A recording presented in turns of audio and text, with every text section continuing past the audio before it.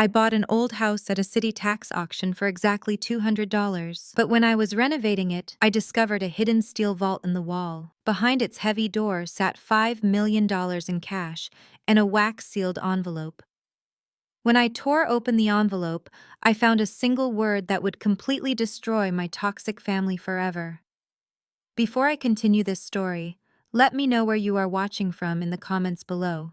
Hit like and subscribe if you have ever had to survive a family that wanted to see you fail. My name is Rachel, 32 years old, and my entire life was shattered and rebuilt on a freezing Tuesday night in December. Pay this bill, Rachel. Consider it back rent for crashing in our guest room for the last 3 months. My younger sister Megan threw the heavy leather checkbook folder directly at my chest. It hit my collarbone and clattered onto the pristine white tablecloth of the expensive French restaurant my parents had chosen for dinner.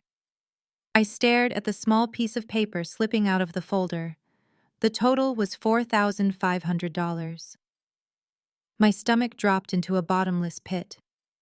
I looked up at Megan.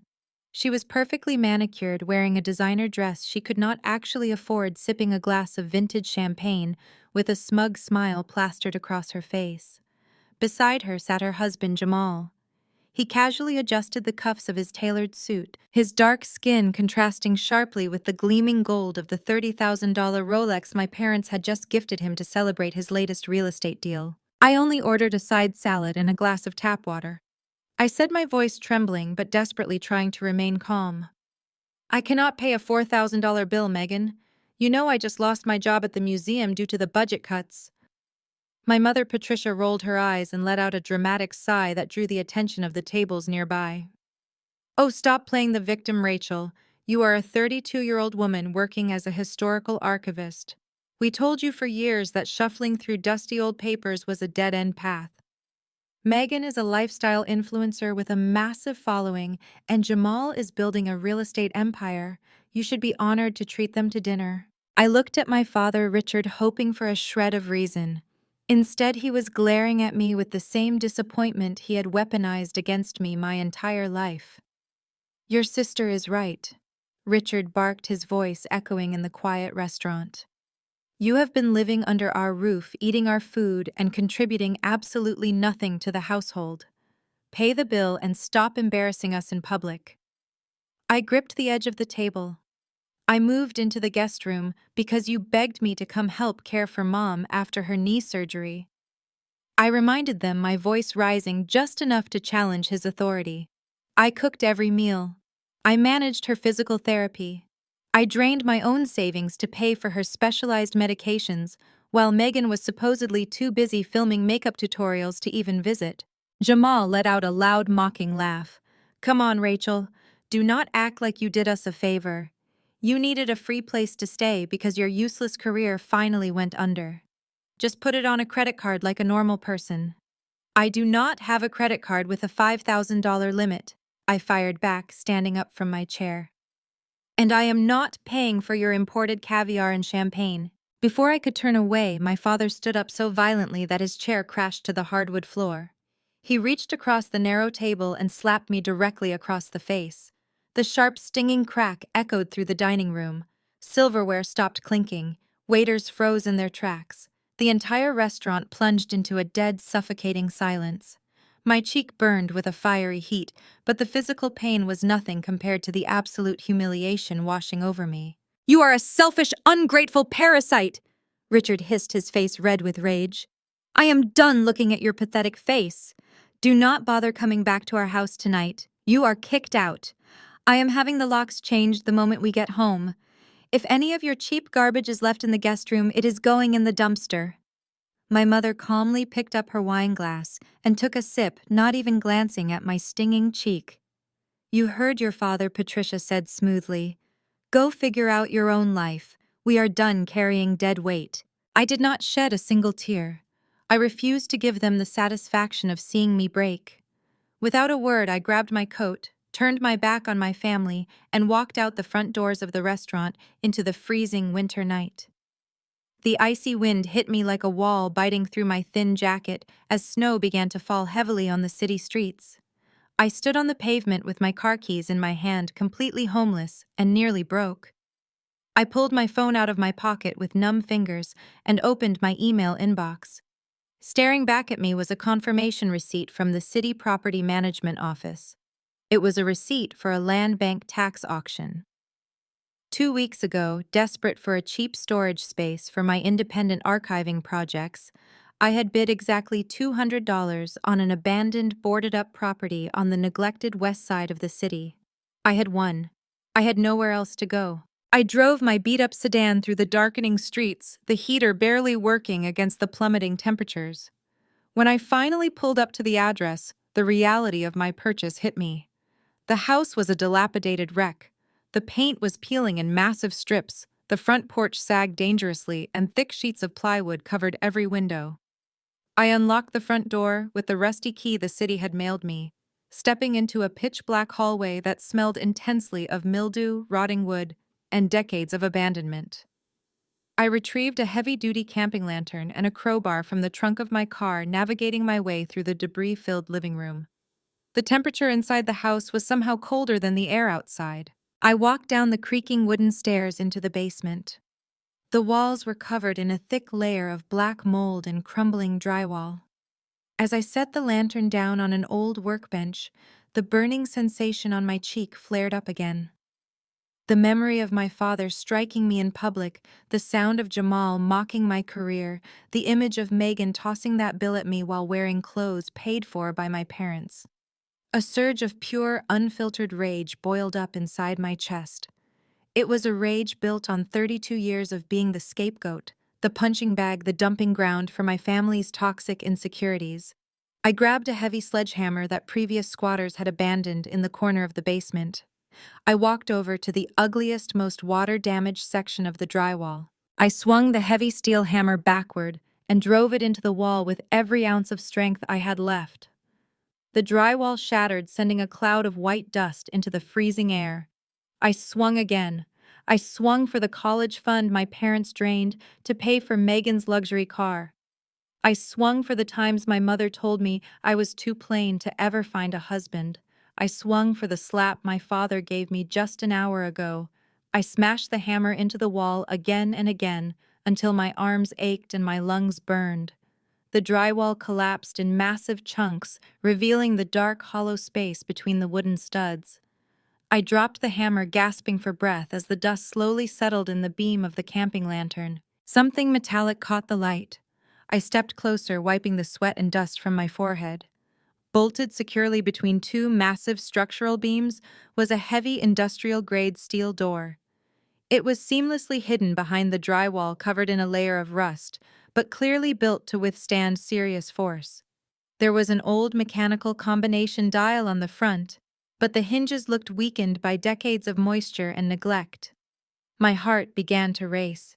My instincts as an archivist, someone trained to uncover hidden histories, took over. I wedged the sharp end of my crowbar into the rusted gap between the steel door and the frame. I threw my entire body weight against the iron bar, straining until my muscles screamed. The metal groaned, screeched, and finally snapped. The heavy steel door swung open, kicking up a cloud of stagnant air. I raised my lantern and peered into the deep metal vault. My breath hitched in my throat. Stacked neatly from the floor to the top shelf were hundreds of thick, vacuum-sealed plastic bags. I reached out with a trembling hand and pulled one of the heavy packages toward me. Under the harsh white light of the lantern, I saw the faces of Benjamin Franklin staring back at me. It was cash. Hundreds of thousands, no millions of dollars in uncirculated bound $100 bills. My mind went completely blank. I pulled bag after bag out of the vault, counting the bundles in a state of absolute shock.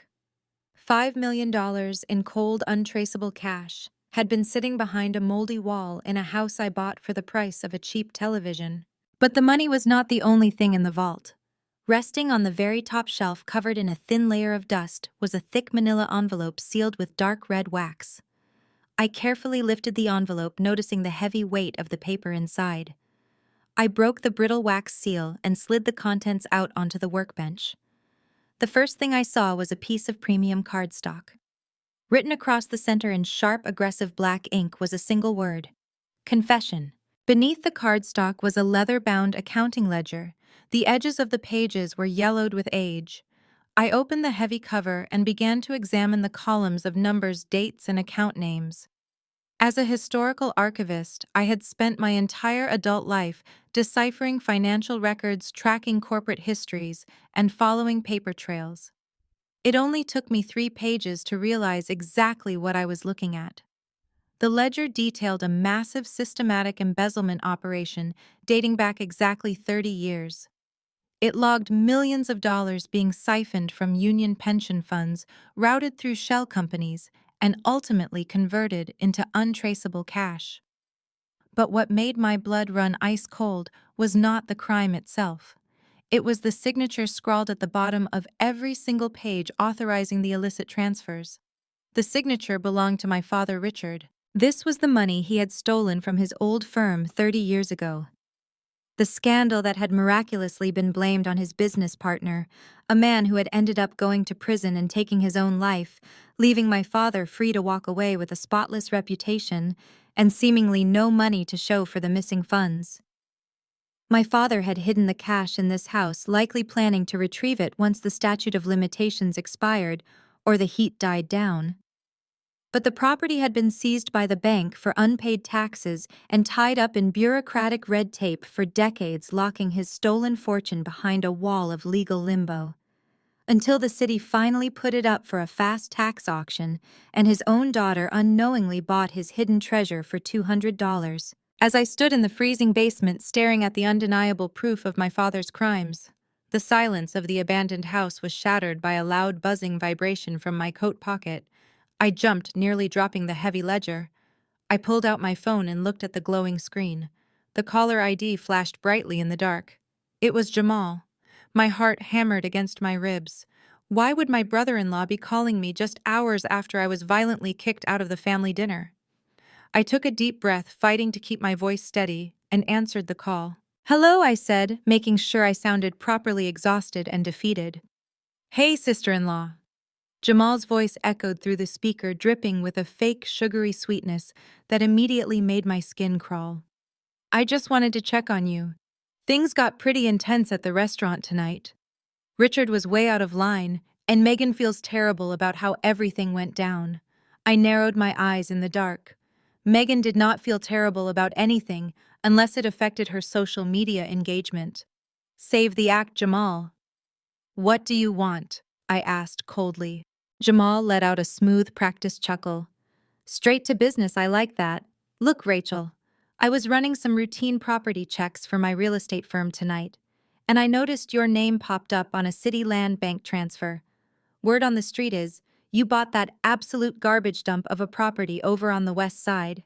That neighborhood is a nightmare, Rachel. The house is a total teardown full of asbestos mold and structural damage. You are in way over your head." I looked at the $5 million stacked on the workbench in front of me, and then at the leather ledger containing my father's confession. "I just needed a cheap place to store some archive boxes," I lied, smoothly leaning into the role of the helpless, naive sister. "I know it needs work, but it was all I could afford." Jamal sighed heavily into the phone, playing the role of the concerned family man. "That is exactly why I am calling, Rachel. I know you are in a tough spot financially, especially since Richard kicked you out. You need money for a motel, food, a new apartment. You cannot stay on the street. Because I am a nice guy, and because you are family, I am willing to do you a massive favor. I will buy that useless property off you right now for $5,000. You make a huge profit on your $200 investment, and I will take the burden of demolishing that hazardous trap off your shoulders. We can sign the transfer paperwork digitally tonight." My archivist brain rapidly processed his words. Jamal was a shark. He never did favors, and he certainly never offered $5,000 for a property he considered a toxic teardown. He was hiding something. Either his real estate firm had inside information about a massive commercial zoning project coming to the west side, or far worse, My father had realized I bought the specific house where he hid his stolen millions 30 years ago, and he had sent Jamal to secure the property before I found the wall. Jamal was trying to steal the land right out from under me while pretending to throw me a lifeline. I smiled in the darkness of the basement. A cold, hard realization settled over me. I held the keys to my father's destruction, my brother-in-law's greedy downfall, and my own absolute freedom. "That is a very generous offer, Jamal," I said, making sure my voice sounded appropriately hesitant and grateful. $5,000 would really help me out right now. I just need a little time to process everything that happened tonight. Let me sleep on it, and I will call you tomorrow. I hung up the phone before he could push back or argue. I looked down at the stacks of $100 bills and the confession ledger. My family thought they had broken me. They thought I was a pathetic, penniless failure they could crush and discard. They had no idea they had just handed me the weapon that would burn their entire empire to the ground. The roar of a high-performance engine shattered the quiet of the freezing dawn. I peered through the cracked blinds of the living room window. A pristine black Porsche Panamera idled aggressively at the curb, its glossy finish mocking the urban decay of the block. Jamal stepped out. My brother-in-law was dressed in a tailored charcoal suit that cost more than my car, his gold Rolex catching the morning light. He was a sharp, fiercely ambitious African-American real estate broker who prided himself on his ruthless closing tactics and his ability to manipulate any situation to his advantage. Beside him was a burly man in a cheap windbreaker, clutching a thick metal clipboard. I had barely managed to hide the leather ledger and the vacuum-sealed bags of cash under a pile of old moving blankets in the basement when heavy demanding pounding rattled the front door. I unlocked it, letting them push their way inside without an invitation. Jamal did not bother saying hello. He waved a manicured hand around the peeling wallpaper and rotting floorboards with a look of utter disgust. "Rachel, this is an absolute disaster," Jamal said, shaking his head with exaggerated pity. "I brought Gary from the city building authority. I had to call in a massive favor to get him here before the city slaps a permanent condemnation notice on the front door." Gary did not look at me. He just started scribbling furiously on his clipboard, clicking his pen with irritating speed. "The structural integrity is severely compromised," the man grunted, pointing a thick finger at the ceiling. "You have black mold spreading through the HVAC system. Unregistered electrical wiring that is a massive fire hazard. Asbestos in the insulation. You are looking at immediate code violations totaling at least $50,000. The city will place a lien on all your assets and garnish whatever wages you have left if you do not remediate this entire site in 30 days. I stared at the man, keeping my face perfectly blank. As a historical archivist, I had overseen the restoration and preservation of buildings a century older than this one. I knew municipal city codes intimately. I knew Gary was as fake as Megan's designer handbags. He was a cheap intimidation tactic an actor hired to bully a supposedly desperate woman. But Jamal did not know I knew that. To him, I was just the naive, unemployed sister who played with dusty documents and lived off family charity. I knew exactly how to play this game. I let my eyes widen in manufactured panic. I forced my breathing to speed up, wrapping my arms around myself as if I were freezing and terrified. $50,000, I stammered, letting my voice crack perfectly. "Jamal, I do not have that kind of money. I do not have any money at all. Mom and Dad completely cut me off last night." Jamal's expression softened into a mask of predatory sympathy. He placed a heavy, comforting hand on my shoulder, looking down at me with fake concern. "I know, Rachel. That is exactly why I am here. Megan and I feel terrible about how everything went down at the restaurant. I cannot let the city ruin you over a stupid $200 auction mistake. I will honor the $5,000 offer I made on the phone. My real estate firm will absorb these massive fines. We will tear this hazard down, and you walk away with clean cash in your pocket to rent a decent apartment. Just sign the deed transfer right now, and this nightmare is over." He pulled a thick stack of legal documents from his inside jacket pocket and clicked a silver pen, holding it out to me. He was pressing me hard using the classic broker tactic of creating false urgency to prevent the victim from thinking clearly. "I need a minute," I pleaded, letting a single tear fall down my cheek. "Just give me 3 days, 72 hours to sort through the few boxes of belongings I brought from the house. Please, Jamal. I am completely overwhelmed and I just need to breathe." Jamal sighed heavily, looking at his Rolex as if my panic was a minor inconvenience to his busy schedule. "Fine. 3 days, Rachel. But Gary has to file this report by Friday morning. Do not make me regret trying to save you from bankruptcy." The second his Porsche turned the corner and disappeared down the street, my terrified victim act vanished completely. My tears dried instantly. I had a massive logistical problem to solve, and I had to do it rapidly before my family realized what was actually hiding inside the walls of this house. $5 million in physical cash weighs roughly 110 pounds. It is not something you can just toss into the trunk of a sedan and drive around with.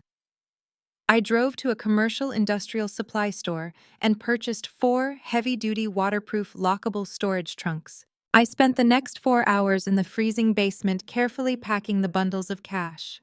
The musty smell of the old currency filled the air, a scent of corruption and stolen futures. I placed the leather ledger, the ultimate proof of my father's embezzlement that had ruined an innocent man's life, inside an acid-free archival sleeve to protect the fragile pages. As a former museum archivist, I knew exactly how to hide high-value sensitive assets in plain sight. I loaded the heavy trunks into my car and drove across town to an elite climate-controlled art storage facility. The manager there, a trusted contact from my museum days, who had always respected my meticulous discretion, allowed me to rent a high-security private vault under an LLC name I had established years ago for freelance consulting work. I paid the annual rental fee in cash, using a few of the loose bills from the stash. The facility featured biometric scanners, armed guards, and heavy steel doors that required 2 separate passcodes. When the heavy metal door of the private vault locked behind me, leaving the $5 million and my father's signed confession utterly secure, I finally allowed myself to take a deep breath. My weapon was fully loaded and perfectly safe. I returned to the abandoned house just as the winter sun was setting. The freezing air whipped through the broken porch railing. Before Jamal had arrived that morning, anticipating some kind of physical confrontation or harassment from my family, I had quickly screwed a wireless battery-operated security doorbell camera into the wooden trim above the front door. It was tiny, painted black, and completely hidden by the overgrown dead ivy.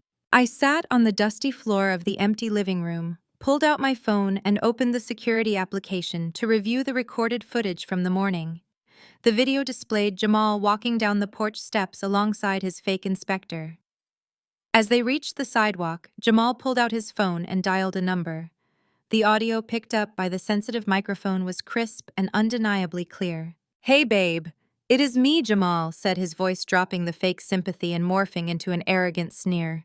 "Your idiot sister fell for it completely. She was practically shaking and crying. I gave her 3 days to pack her trash and the deed is ours." The response from the other end of the line was muffled, but I knew it was Megan. Jamal's answering laugh was sharp and greedy. I know he gloated loudly into the phone as he unlocked his car. The city zoning board just quietly approved the new commercial district. The second we bulldoze this shack, we flip the land directly to the commercial developers. We are going to make a cool $2 million off this dirt, and Rachel actually thinks I am doing her a favor. I listened to the recording 3 times, letting the sheer audacity of Jamal's greed wash over me. $2 million. They wanted to steal $2 million from me while pretending to save me from a $50,000 condemnation fine. I locked my phone and slid it into my coat pocket. My hands were no longer shaking. The tears from yesterday were a distant memory. I was completely awake now. My phone buzzed in my hand with a new text message. It was from my mother. "Come to the house for dinner at 7. Your father and I have a solution for your little housing problem. Do not be late." I stared at the screen. A solution? Of course they did. Jamal had undoubtedly called them the moment he left my property, deploying them as his personal enforcers to ensure I signed over the deed. Part of me wanted to ignore the text and let them wonder, but my training as an archivist taught me that you always gather as much information as possible before finalizing a timeline. I needed to see exactly how far my parents were willing to go to help Jamal rob me blind. I drove to their sprawling estate in the affluent suburbs, pulling my beat-up sedan into a circular driveway lined with luxury cars. The house was glowing with warm, expensive landscaping lights, presenting the perfect image of a successful, loving family. I walked up the stone steps and knocked on the heavy oak door. Patricia opened it. She was wearing a pristine cashmere sweater and a string of pearls, looking me up and down with the kind of clinical distaste usually reserved for a door-to-door salesman. She did not offer a hug. She did not ask how I had survived the freezing night after being thrown out on the street. She simply turned her back and walked toward the kitchen. "Close the door behind you, Rachel," she said over her shoulder. "You are letting the cold air in." I followed her into the massive custom-designed kitchen. The room smelled faintly of roasted garlic and expensive wine. I expected her to lead me to the formal dining room, but instead she pointed to a high stool at the edge of the granite island. Sitting on the counter was a flimsy paper plate. On it rested a cold, leftover chicken breast, a scoop of wilted salad, and a plastic fork. "We ate earlier," Patricia stated, casually pouring herself a glass of red wine. "Eat quickly. We have business to discuss, and your father has a golf committee meeting in the morning." I looked down at the paper plate. The symbolism was incredibly heavy. In a house filled with fine china and crystal, my own mother was serving me cold scraps on paper. It was a calculated, deliberate act of humiliation meant to remind me of my place in their hierarchy. I did not touch the plastic fork. I simply folded my hands on my lap and waited. A moment later, Richard walked into the kitchen.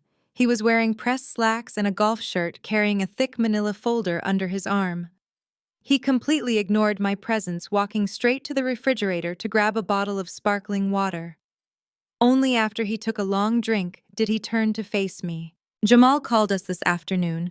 Richard barked, his voice carrying the same aggressive authority he used to terrify his employees. "He told us about the absolute mess you made. Buying a condemned property filled with asbestos and severe structural violations. You always lacked foresight, Rachel. But this is a new low even for you. The city is going to bury you in fines." I kept my face perfectly blank. I just needed a place to store my research materials. I said, keeping my tone mild and submissive. I did not know the house was in such bad shape. Patricia scoffed loudly, swirling the wine in her glass. "Because you live in a fantasy world, Rachel. You always have. You spend your life looking at old, useless documents while your sister actually builds a future. Jamal is running a highly successful real estate empire. He supports Megan. He provides for her. He is a provider. And because he is a generous man, he is willing to clean up your pathetic mess." Richard stepped forward and slapped the manila folder down onto the granite counter right next to my paper plate of leftovers. He flipped it open. Inside was the property transfer deed Jamal had tried to force on me earlier. "Sign the deed, Rachel," Richard commanded. "Jamal is offering you $5,000. That is charity. You take the money, you rent a cheap apartment in a neighborhood you actually belong in, and you stop being a burden to this family. We are not asking you to do this. We are telling you." I looked at the signature line on the deed. They were literally ordering me to hand over a $2 million commercial zoning gold mine so their golden child could buy more designer bags. The sheer lack of respect they had for my intelligence was staggering. I slowly pushed the paper plate away and stood up from the stool. "No," I said. The single syllable hung in the air like a physical weight. Richard froze. Patricia lowered her wine glass, her eyes narrowing into dangerous slits. "Excuse me," Richard said, his voice dropping an octave into a threatening growl. "What did you just say to me?" "I said no," I repeated, keeping my posture straight and my voice entirely devoid of emotion. "It is my property. I bought it legally at auction. I will handle the city inspectors myself. Thank you for the cold leftovers, Mother, but I should get going." I reached out to grab my leather purse resting on the empty stool next to me. But before my fingers could graze the strap, Patricia completely lost her mind. The idea of me defying a direct order in her own kitchen was an insult she could not process. Her perfectly composed facade shattered into a mask of pure, unhinged rage. "You ungrateful, arrogant little brat!" Patricia screamed, her voice echoing violently off the high ceilings. She lunged forward, her manicured hands snatching my purse away from me. "Who do you think you are talking to? You think you can handle city inspectors? You do not even have a job." "Give me my bag, Mom," I warned, stepping forward. "What are you going to do?" Patricia shrieked, her face turning an ugly shade of red. "Hire a fancy lawyer with the pennies you keep in this cheap bag. You have nothing, you are nothing." In a fit of blind, spiteful fury, she grabbed the bottom of my purse, held it over the open floor, and violently shook it upside down. She wanted to humiliate me by exposing whatever pathetic items I carried. She wanted to dump my life out onto her pristine hardwood floor and force me to crawl on my knees to pick it up. My belongings cascaded out in a chaotic shower. My car keys clattered against the wood. A tube of lip balm rolled under the island. My wallet hit the ground with a heavy thud. And fluttering down softly among the everyday items was a single folded piece of premium printer paper. It was a high-resolution color photograph I had printed earlier that afternoon at a local print shop. Before sealing the original leather ledger inside the climate-controlled art vault, I had taken detailed photos of the most damning pages. I wanted physical copies to study the account routing numbers and shell company names from the safety of a library. I had folded one specific printout and tucked it into my purse for reference. The piece of paper hit the hardwood floor, bounced once, and unfolded perfectly. It landed face up, resting inches away from Richard's expensive leather loafers. Patricia stood there, breathing heavily, gripping my empty purse like a trophy. "Pick up your garbage and sign the deed," she spat. Richard let out a disgusted sigh and looked down at the floor, fully intending to kick my scattered belongings out of his way. But his foot stopped in midair. His eyes locked onto the piece of printer paper. From where he stood, the image was unmistakably clear. It was a pristine, high-definition photograph of a yellowed accounting ledger page. He could easily read the columns detailing the stolen union pension funds. He could see the specific names of the fraudulent shell companies he had created 30 years ago. And right at the very bottom of the page, leaping off the paper like a venomous snake, was his own aggressive authorizing signature. The transformation was immediate and terrifying. The angry, authoritative red color vanished from Richard's face in a fraction of a second, leaving his skin the color of dirty ash. All the air seemed to rush out of his lungs in a single ragged gasp. He took a sudden, staggering step backward, his hand flying out blindly to grip the edge of the granite counter. He gripped the stone so hard his knuckles turned stark bone white. His mouth opened, but no sound came out. He stared at the piece of paper on the floor, as if he were looking at a ghost rising directly from hell. I did not give my father a single second to recover from the shock. Before his brain could formulate a lie or his mouth could scream a threat, I swooped down and snatched the printed photograph right off the hardwood floor. I folded the paper in one fluid motion, shoved it deep into my leather purse, and zipped it shut with a sharp, aggressive scrape that echoed in the silent kitchen. Patricia was still standing there, gripping my empty bag strap, completely oblivious to the earth-shattering realization that had just paralyzed her husband. She glared at me, waiting for me to break down and beg for her forgiveness. "Like I said, Mother," I kept my voice dangerously calm, locking eyes with her. "I have everything handled. Thank you so much for the cold leftovers." I turned on my heel and walked out the front door into the freezing night. I did not run. I did not look back. I marched down the driveway with my spine perfectly straight, leaving my father gripping the granite island, his chest heaving as he stared at the empty space on the floor where his 30-year-old secret had just been exposed. Richard would not sit still after that. A man who spends 3 decades hiding a $5 million crime does not just write off a coincidence.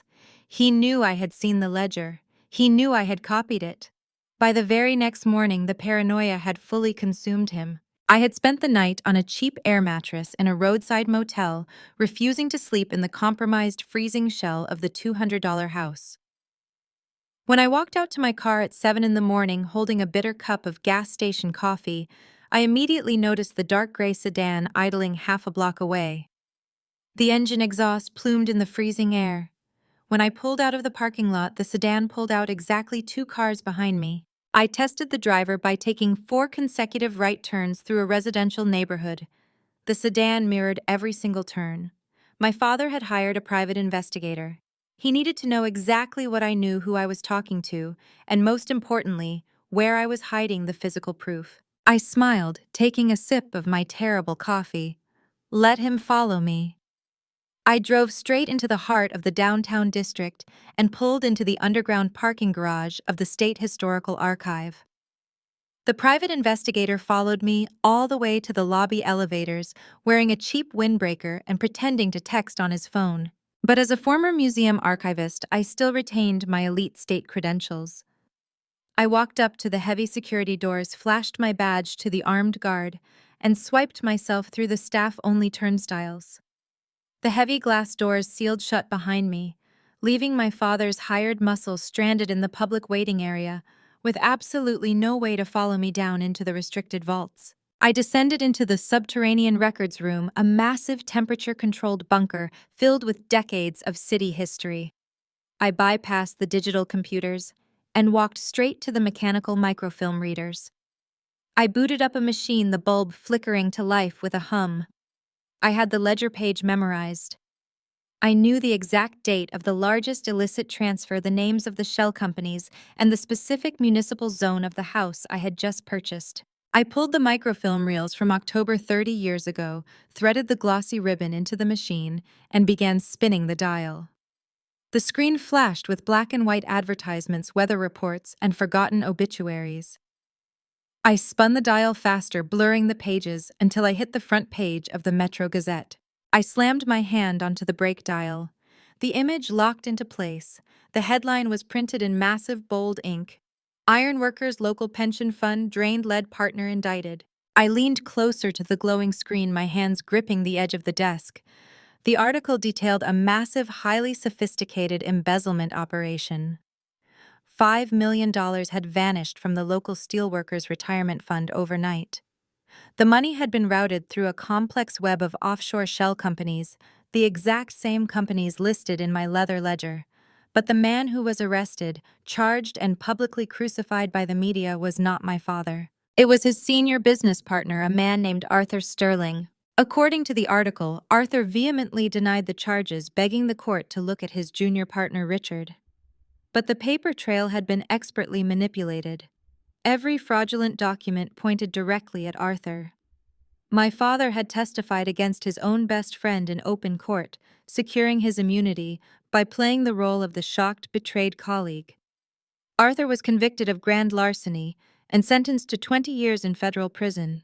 I threaded the next reel of microfilm into the machine, fast-forwarding exactly 6 months. I found the follow-up article tucked into the third page of the Metro section. Arthur Sterling had been found dead in his maximum security cell. He had hung himself with a bedsheet. The official ruling was suicide. He left behind a destitute wife and a young son who were immediately stripped of everything they owned to pay for the legal fees. My blood ran ice cold.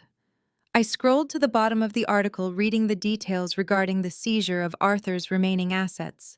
The bank had violently foreclosed on Arthur's primary residence, tying the property up in an endless web of municipal litigation and probate court battles. The address printed in the newspaper was the exact same address of the abandoned rotting house I had just purchased at the tax auction. The entire puzzle assembled itself in my mind with sickening, terrifying clarity. My father was a monster. He had stolen the $5 million in physical cash and hidden it behind the basement wall of Arthur's own home, knowing the police would never search the primary residence of the man they had already convicted. Richard planned to let Arthur take the fall, wait for the heat to die down, and simply walk into the house to retrieve his stolen fortune. But Richard had miscalculated. The bank seized the property faster than he anticipated. The city slapped padlocks on the doors, welded steel plates over the windows, and locked the house in a bureaucratic nightmare for 3 decades. My father had been waiting 30 years for the house to quietly hit the auction block so he could buy it back and claim his blood money. Instead, His scapegoat daughter had unknowingly bought his hidden treasure for $200 and then smashed a sledgehammer directly into his horrific past. The money in that vault did not belong to Richard. It belonged to the union workers whose retirements he destroyed, and it belonged to the family of the man he had driven to suicide. I printed the newspaper clippings, the machine spitting out the warm paper. I folded the evidence and shoved it into my jacket. I was no longer just fighting for an inheritance or a piece of real estate. I was holding the execution warrant for my father's entire life. I bypassed the main lobby, exiting the archive building through the underground loading dock. The private investigator was still sitting in the front waiting room, completely unaware that I had slipped out into the city alleyway. I walked 3 blocks, caught a city bus to the transit center, and took a convoluted route back to my parked car to ensure I was absolutely untraceable. I drove straight to the west side, my mind racing with legal strategies and federal tax codes. I needed to inspect the compromised drywall in the basement to make sure the false wall was completely undetectable to anyone walking down the stairs. I turned onto the dead-end street, the tires crunching over the packed snow. But the moment my headlights swept across the front of my property, I slammed my foot on the brakes. The heavy industrial plywood board I had screwed over the front bay window was completely ripped off its hinges. Splintered wood and jagged shards of shattered glass glittered across the frozen front porch. The heavy oak front door was kicked wide open, the brass deadbolt violently torn from the door frame. I killed the engine and stepped out of the car into the freezing wind. I crept up the porch steps, the broken glass crunching loudly under my boots. I peered through the shattered doorway. The entire ground floor of the house had been decimated. The rotting floorboards were pried up with crowbars. The remaining drywall in the living room was hacked to pieces. Every single discarded moving box I had left behind was slashed open, their contents dumped and trampled into the dirt. They were not looking for copper wire or a quick smash and grab. The destruction was methodical, desperate, and vicious. My father had panicked. He knew I had seen the photograph of the ledger, and he had immediately sent his thugs to tear the house apart looking for the physical book. They were hunting for the confession, completely unaware that the $5 million and the ledger were already sitting safely inside a biometric steel vault across town. I drove away from their affluent suburban neighborhood with the heater blasting in my beat-up sedan. My mind was moving 1,000,000 miles a minute. Richard was cornered, and a cornered animal is incredibly dangerous. I knew he would not just sit in his kitchen and wait for me to expose him. He had billions of dollars and a legacy to protect. He would send someone to rip my $200 house apart to find the original leather book. He had to destroy the physical evidence. I navigated the dark snow-covered streets back to the west side. When I turned the corner onto my block, my headlights washed over the front of my property. I slammed on the brakes. My instincts had been dead on. The heavy wooden plywood I had secured over the front door was violently torn off its hinges. It lay splintered in the dead grass. The reinforced glass of the front window was completely shattered, glittering like ice across the sagging porch. I killed the engine and grabbed the heavy steel crowbar from the passenger seat. I stepped out of the car, my boots crunching softly on the snow. I did not call the police.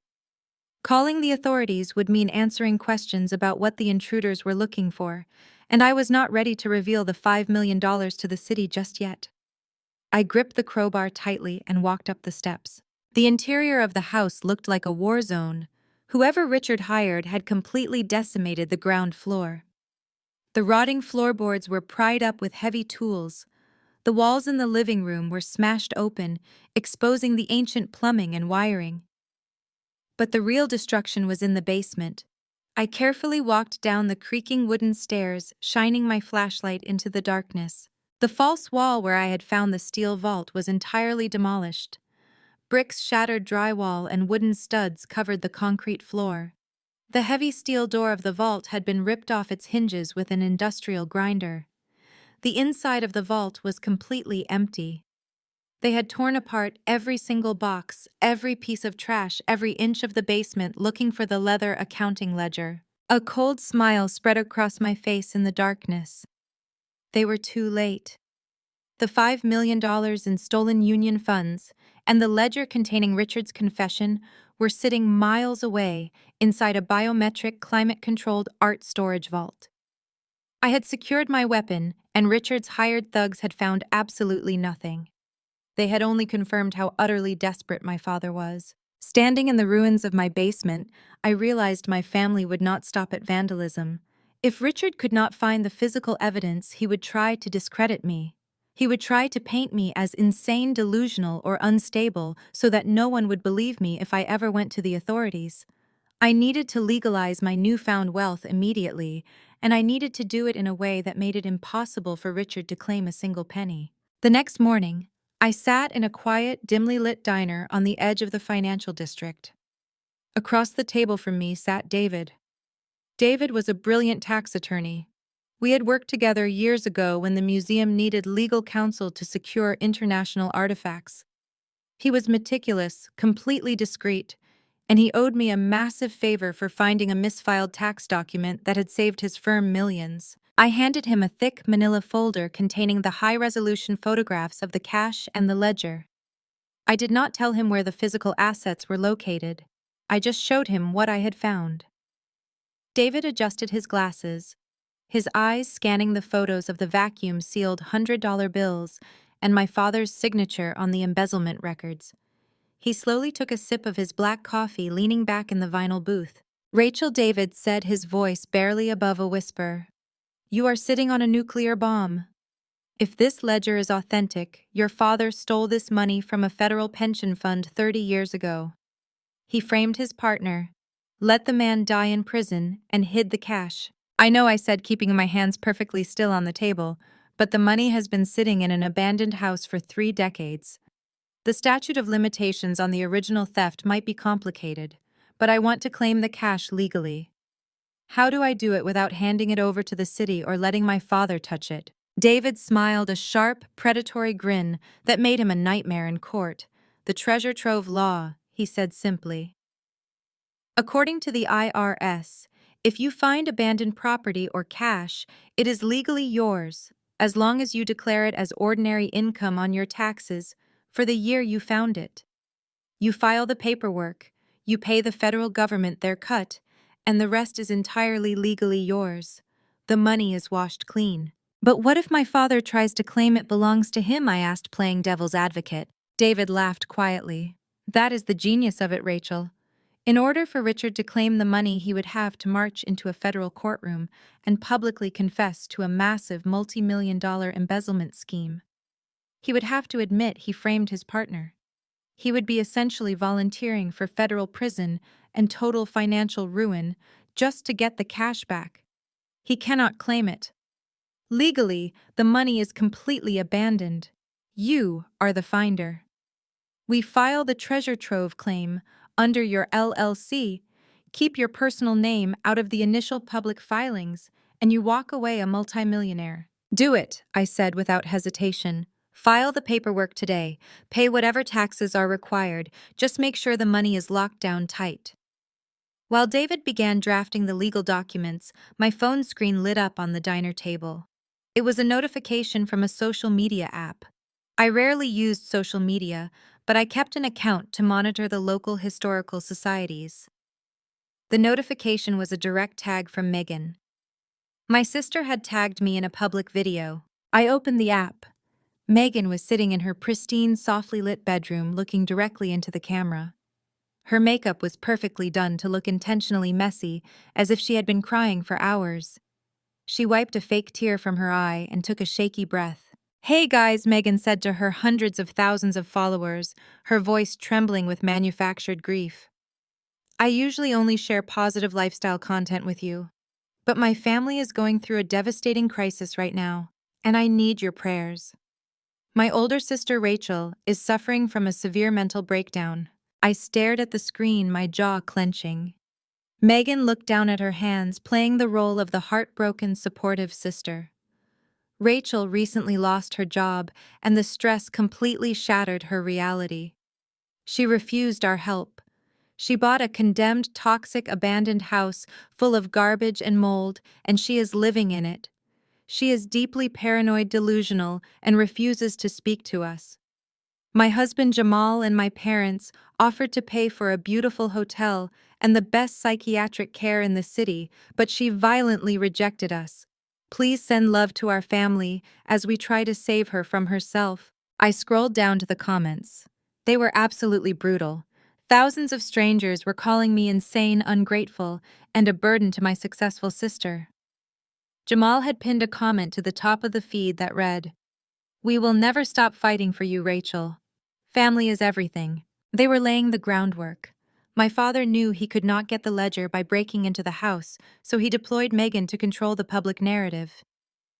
If I went to the police with the ledger, Richard would simply point to Megan's viral video and claim I was a delusional, bitter woman trying to ruin his life with forged documents. They were building a fortress of lies around my sanity. I paid for the coffee, thanked David, and left the diner. I needed to get back to my motel room to organize the rest of my evidence against Jamal's fake building inspector. But when I pulled into the motel parking lot, a black sedan was parked directly in front of my door. A man in a cheap suit was leaning against the hood holding a thick manila envelope. I stepped out of my car, my guard instantly up. "Rachel Wilson," the man asked, stepping forward. "Yes," I replied coldly. "You have been served," he said, shoving the heavy envelope against my chest before turning around and walking quickly away. I stood in the freezing wind, staring at the legal seal on the envelope. I walked into my cheap motel room, sat on the edge of the bed, and tore the flap open. I pulled out a massive stack of official court documents. The header at the top of the first page made my blood boil. It was an emergency petition for conservatorship. My parents, Richard and Patricia, alongside Jamal and Megan, had formally petitioned the state court to strip me of my legal rights. They had attached Megan's viral video as evidence of my public mental decline. They had attached a sworn notarized statement from Gary Jamal's fake building inspector detailing the hazardous, insane conditions of the house I had purchased. They included statements from my former boss at the museum, claiming I had been acting erratically before my termination. They had orchestrated an entire legal campaign to prove I was completely incompetent and unable to care for myself. If the judge granted the conservatorship, my parents would become my legal guardians. They would have absolute, unchecked control over my bank accounts, my medical decisions, and most importantly, they would seize immediate legal ownership of the $200 house. They were trying to enslave me in a legal cage so they could bulldoze the property and bury Richard's secrets forever. They thought they had outsmarted me. They thought this court summons was the final nail in my coffin. I looked at the court date stamped on the front page. The emergency hearing was scheduled for Friday morning, exactly 3 days away. The exact same deadline Jamal had given me to sign the property over. I tossed the court documents onto the motel bed and let out a genuine, relaxed laugh. My family had just invited me into a federal courtroom. They were going to stand in front of a judge and swear under penalty of perjury that I was insane, penniless, and living in garbage. They had no idea that when Friday morning arrived, I would walk into that courtroom as a perfectly sane, legally documented multimillionaire, armed with the ultimate proof of their staggering 30-year history of fraud and betrayal. The trap was set, and my toxic family was sprinting blindly right into it. Less than 12 hours after the court courier handed me the emergency conservatorship petition, my phone chimed with a mandatory legal notice. As part of the expedited hearing process, my parents had exercised a legal loophole to demand an immediate psychological evaluation. They had already scheduled the appointment, prepaid the exorbitant consultation fee, and selected the doctor. The notice clearly stated that if I failed to appear, the judge would view my absence as an admission of mental incompetence, granting Richard and Patricia immediate default control over my life and my assets. I did not panic. I opened my suitcase and pulled out the tailored charcoal gray suit I used to wear when presenting historical preservation grants to skeptical city councils. I pinned my hair back into a severe professional bun. I packed my leather briefcase with meticulous care, selecting specific documents that would serve as my armor. I was not walking into a doctor's office. I was walking into an ambush, and I fully intended to leave a bloodbath behind me. Dr. Harrison Vance operated out of a high-end glass-walled clinic in the city's most expensive commercial district. The waiting room smelled of sandalwood and old money, featuring plush leather chairs and abstract art that cost more than most people's cars. When a perfectly polished receptionist called my name, I was led down a quiet hallway into a spacious sunlit office. Dr. Vance sat behind a massive glass desk. He was a man in his late 40s with a sharp jawline, an expensive tan, and a gold watch that caught the sunlight in a way that felt entirely too flashy for a medical professional. He did not look like a man who healed minds. He looked like a man who closed deals. He gestured for me to sit in the plush armchair opposite him, wearing a smile that dripped with manufactured, suffocating sympathy. Rachel, it is a pleasure to meet you, Dr. Vance began, folding his hands over a thick legal pad. I know this situation feels overwhelming. Your family reached out to me because they love you very much, and they are deeply concerned about your recent behavior. I sat down, crossing my legs and resting my leather briefcase on my lap. I did not smile back. I simply looked at him, waiting. Dr. Vance clicked his silver pen, his eyes scanning a printed document on his desk that I instantly recognized as the transcript of Megan's viral video. Let us be open with each other, Rachel. You recently lost your job at the museum. That kind of sudden instability can trigger severe stress responses. According to your family, you have isolated yourself. You spent your last remaining funds on a condemned hazardous property, and you are currently living in squalor. You believe your family is trying to hurt you when they are actually offering you luxury hotel accommodations and financial support. He leaned forward, lowering his voice into a tone of gentle reprimand. This level of paranoia and irrational hostility is concerning. Buying an uninhabitable property and refusing family aid indicates a severe break from reality. It shows a profound inability to manage your own physical safety and financial assets. He started writing furiously on his legal pad. He was not evaluating me. He was dictating a pre-written verdict. My father and Jamal had paid him to draft a medical affidavit declaring me legally incompetent. They needed his professional signature to hand to the federal judge on Friday morning to easily seize the $2 million property. I let him write for a full 30 seconds. I let the silence stretch until it became heavy and uncomfortable in the spacious room. Dr. Vance finally looked up, his patronizing smile faltering slightly under my steady, unwavering gaze. Are you finished taking dictation for my brother-in-law, doctor? I asked, my voice entirely calm, cold, and razor-sharp. Dr. Vance blinked, his posture stiffening. Excuse me. I am trying to conduct a medical evaluation to help you. You are attempting to construct a fraudulent medical narrative to facilitate real estate theft. I corrected him smoothly. I unlatched my leather briefcase. Let us address your clinical observations. You claim I am unemployed and suffering a stress-induced break from reality. I pulled a thick bound portfolio from my briefcase and dropped it onto the center of his glass desk with a heavy thud. I am a certified master-level historical archivist, I stated, staring directly into his eyes.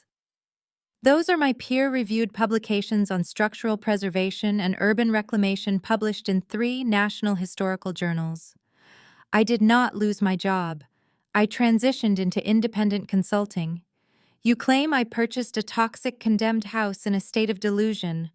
I pulled out a second stack of papers, pushing them across the glass. These are certified municipal zoning maps and architectural blueprints of that specific neighborhood.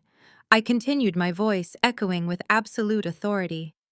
The property I purchased sits exactly in the center of the city's newly approved commercial redevelopment zone.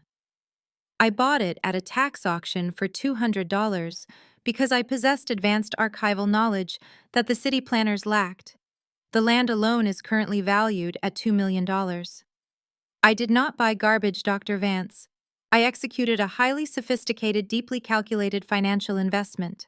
Dr. Vance stared at the documents, the color slowly draining from his perfectly tanned face. He reached out hesitantly, flipping open the portfolio.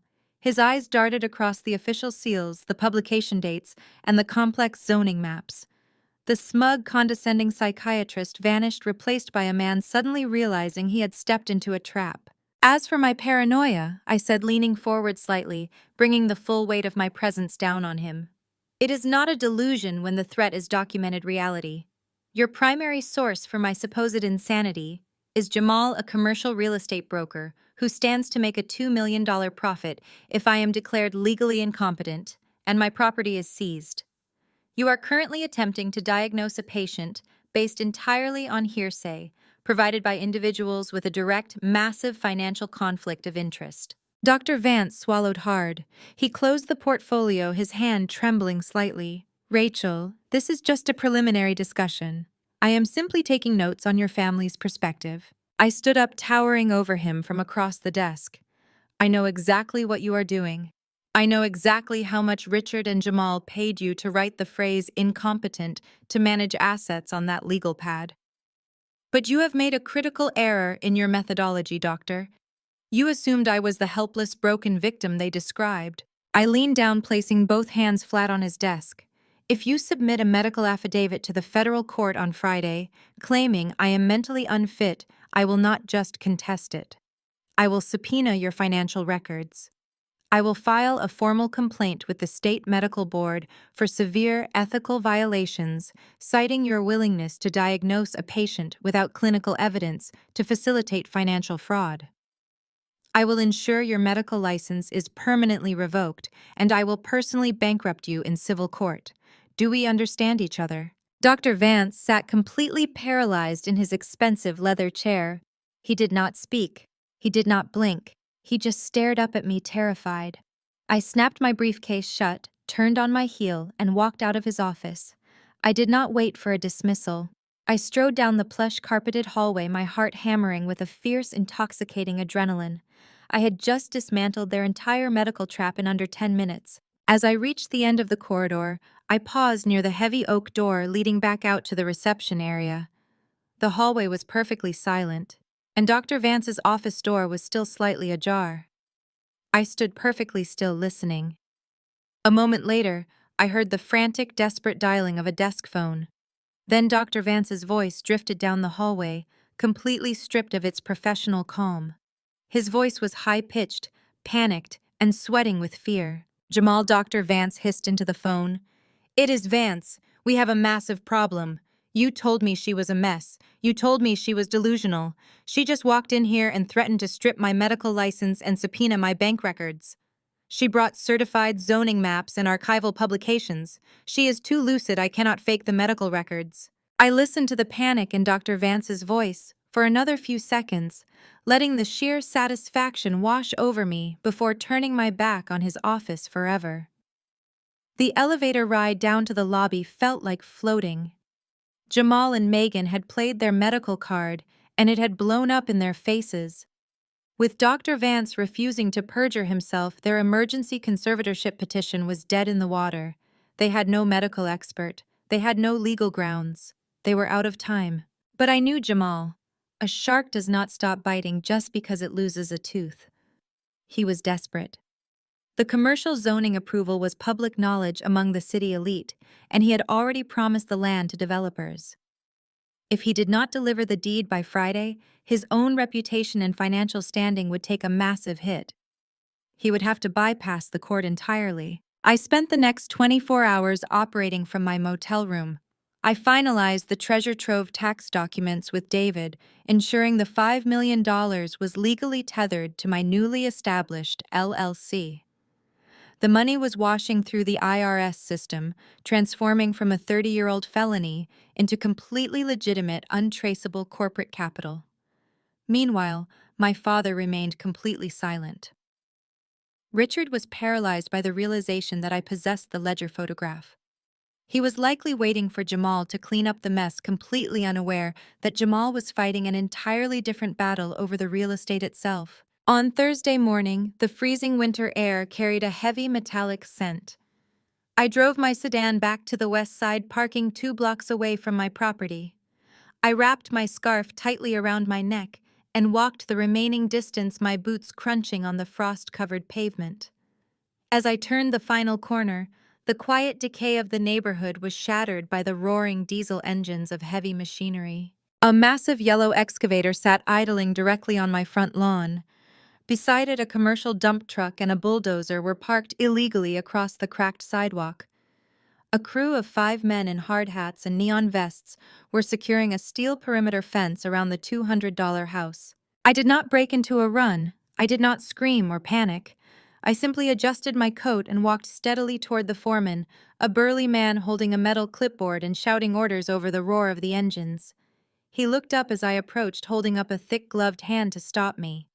"This is an active demolition site, lady," the foreman yelled over the noise. "You need to step back behind the perimeter." "I am the legal owner of this property," I said, keeping my voice perfectly level and projecting it clearly over the diesel roar. "I did not authorize a demolition.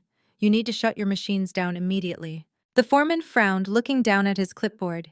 He pulled out a stack of stapled papers and flipped to the second page. "That is impossible. I have the signed authorization right here. The property management firm gave us the green light last night. Expedited teardown. We are supposed to have this lot leveled and cleared to the dirt by tomorrow afternoon. Show me the paperwork," I demanded. He handed me the clipboard. I scanned the top sheet.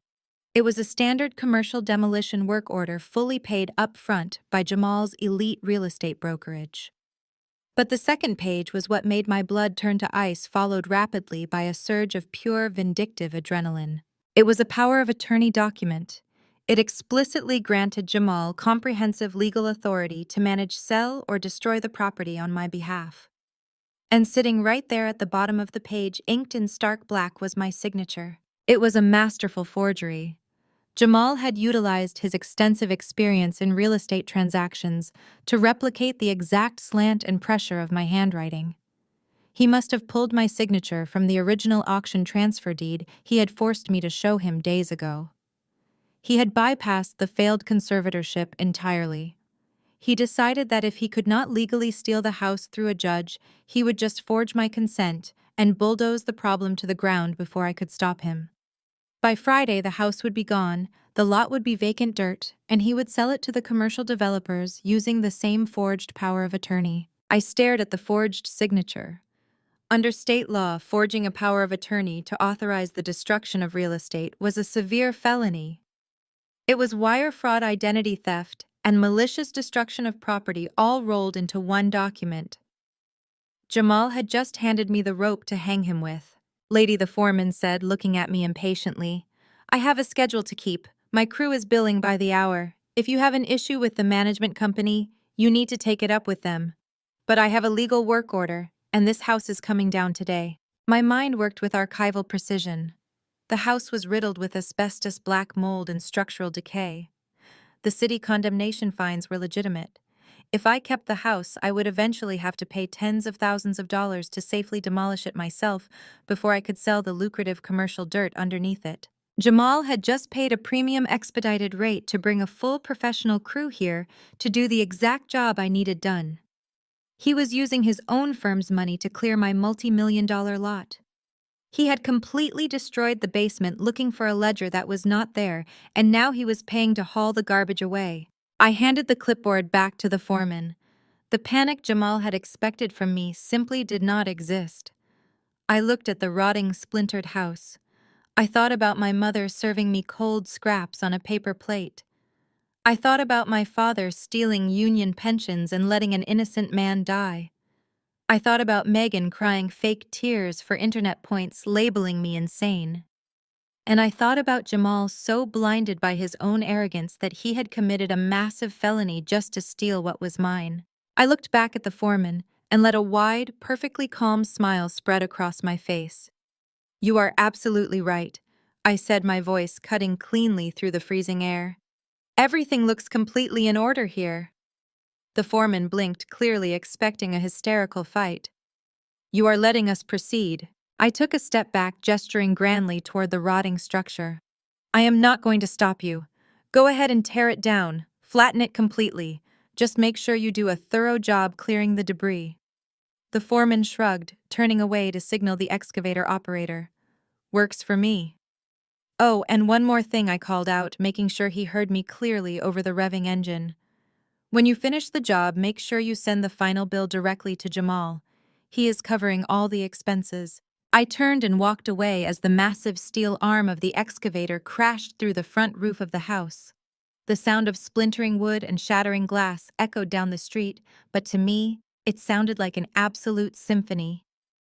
Jamal was doing my dirty work for free, while simultaneously digging his own federal prison cell. I drove back to my motel room feeling a profound sense of peace. I sat down at the small desk and opened my laptop. It was time to deal with the public narrative. I navigated to Megan's social media profile. Her video about my supposed mental breakdown had amassed 500,000 views. The comments were a cesspool of misplaced sympathy for her and vile insults directed at me. My toxic family was thriving on the narrative of my destruction. I opened a new tab and logged into the state court portal. Using the case number printed on the emergency conservatorship petition I had been served, I checked the docket status. The hearing was still officially scheduled for tomorrow morning at 9. They had not canceled it, which meant they were incredibly arrogant or incredibly stupid. Without Dr. Vance's medical affidavit, they were walking into a federal courtroom with nothing but a forged power of attorney and a viral video.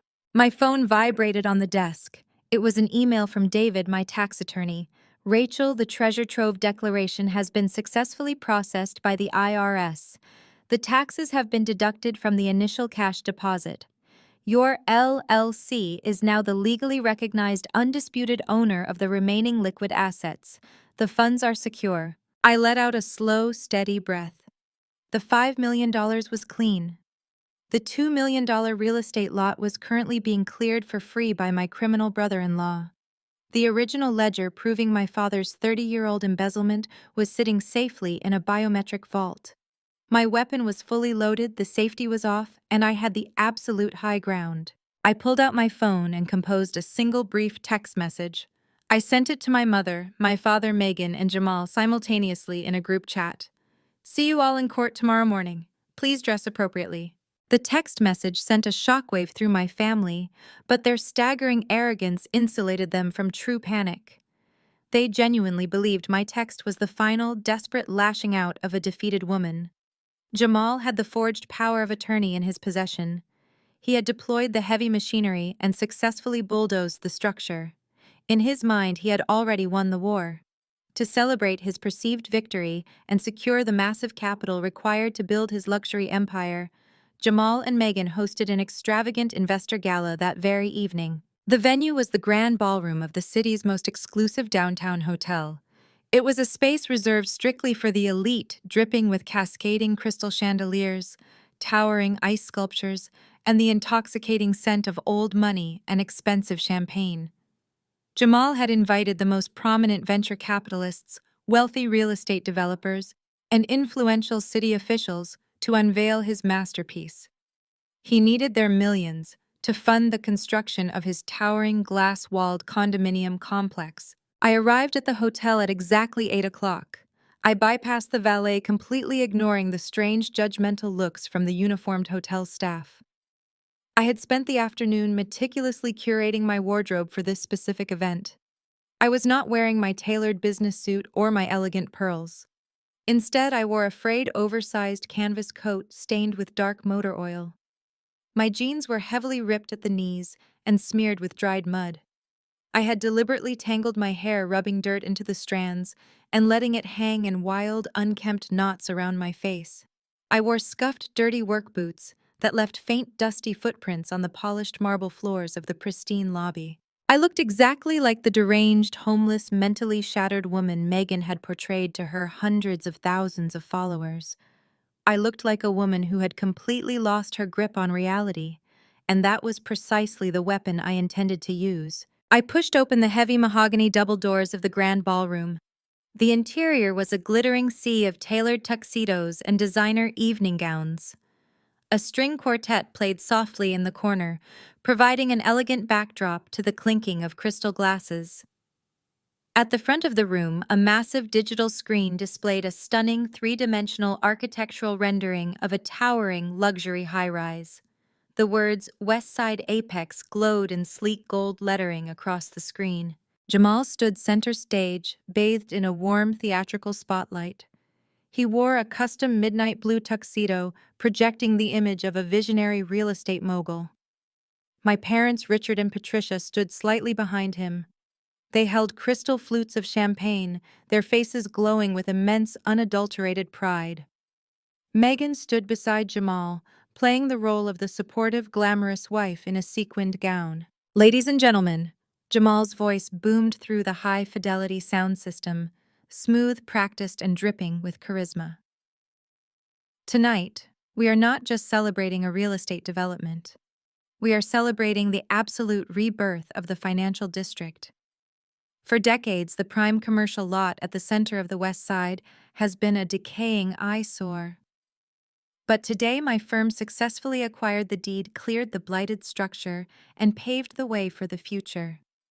The West Side Apex will be the crown jewel of this city, and we invite you to be part of this unprecedented financial triumph. The elite crowd erupted into polite, enthusiastic applause.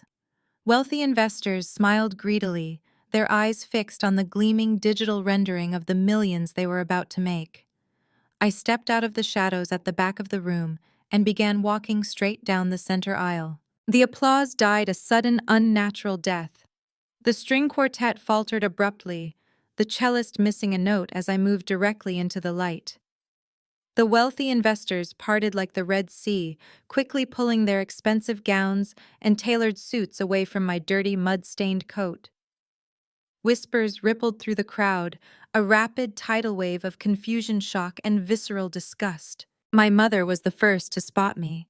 The color instantly drained from her perfectly contoured face, leaving her looking pale and terrified. Her hand trembled so violently that her champagne flute slipped from her grip, shattering loudly against the wooden stage floor. "Rachel!" Patricia gasped, the microphone catching her panicked intake of breath. She stepped forward, her voice rising into a shrill, hysterical pitch that echoed across the ballroom. "What are you doing here? How did you get in here, security? We need security immediately. Remove this vagrant from the premises right now." Megan instantly shifted into her rehearsed social media persona.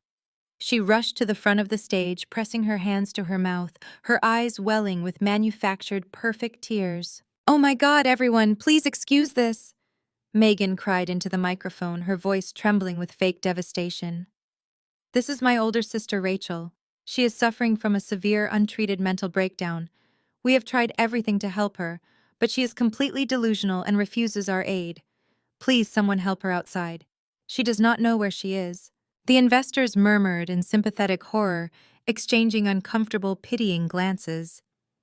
Jamal stepped forward, wrapping a protective, performative arm around Megan's shoulders.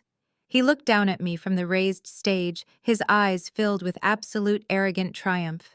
He genuinely thought my presence here, looking like a beggar covered in mud, was the ultimate proof that he had broken me. He thought I had come to surrender. "It is all right, everyone," Jamal said smoothly, projecting an aura of calm, benevolent authority. "My sister-in-law is deeply unwell. The loss of her condemned property today was a necessary step for the city's progress, but it clearly triggered a severe psychological episode.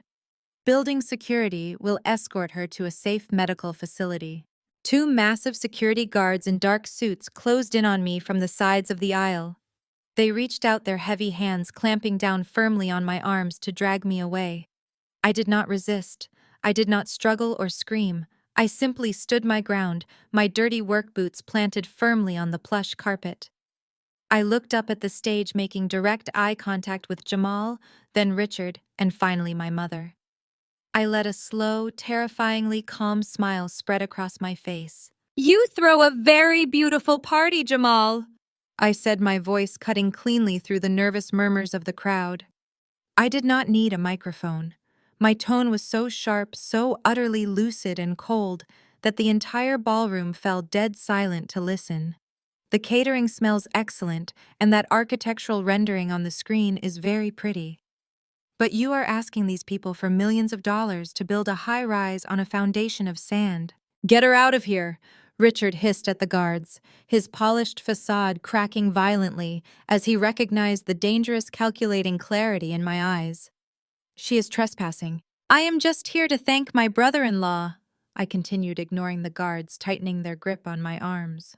"I want to publicly thank Jamal for deploying a commercial demolition crew to my property this morning. Tearing down that toxic structure safely was going to cost me a small fortune, but you handled it entirely at your own expense. It was remarkably generous of you to clear my land for free. Jamal let out a loud, condescending laugh, shaking his head at the investors to dismiss my words. She is completely confused. Ladies and gentlemen, I hold the legally executed power of attorney for that exact land. The deed is fully secured under my firm. The property belongs to us. You hold a forged document that you signed yourself. I replied, my smile widening into a predatory, unapologetic grin. But a little light forgery is not even your biggest problem tonight, Jamal. At that exact moment, the heavy double doors at the rear of the ballroom violently burst open. The heavy wood slammed against the walls with a crack like a gunshot. Everyone, including the security guards holding my arms, spun around in shock.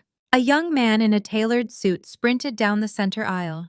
It was Kevin, Jamal's senior executive assistant. He was completely out of breath. His tie skewed his face pale and dripping with cold sweat. He completely ignored the velvet ropes, the staring billionaires, and the formal protocol of the event. He scrambled frantically up the stage stairs, nearly tripping over the microphone cord, and grabbed Jamal forcefully by the shoulder. Jamal frowned, trying to shake the frantic assistant off in front of his audience.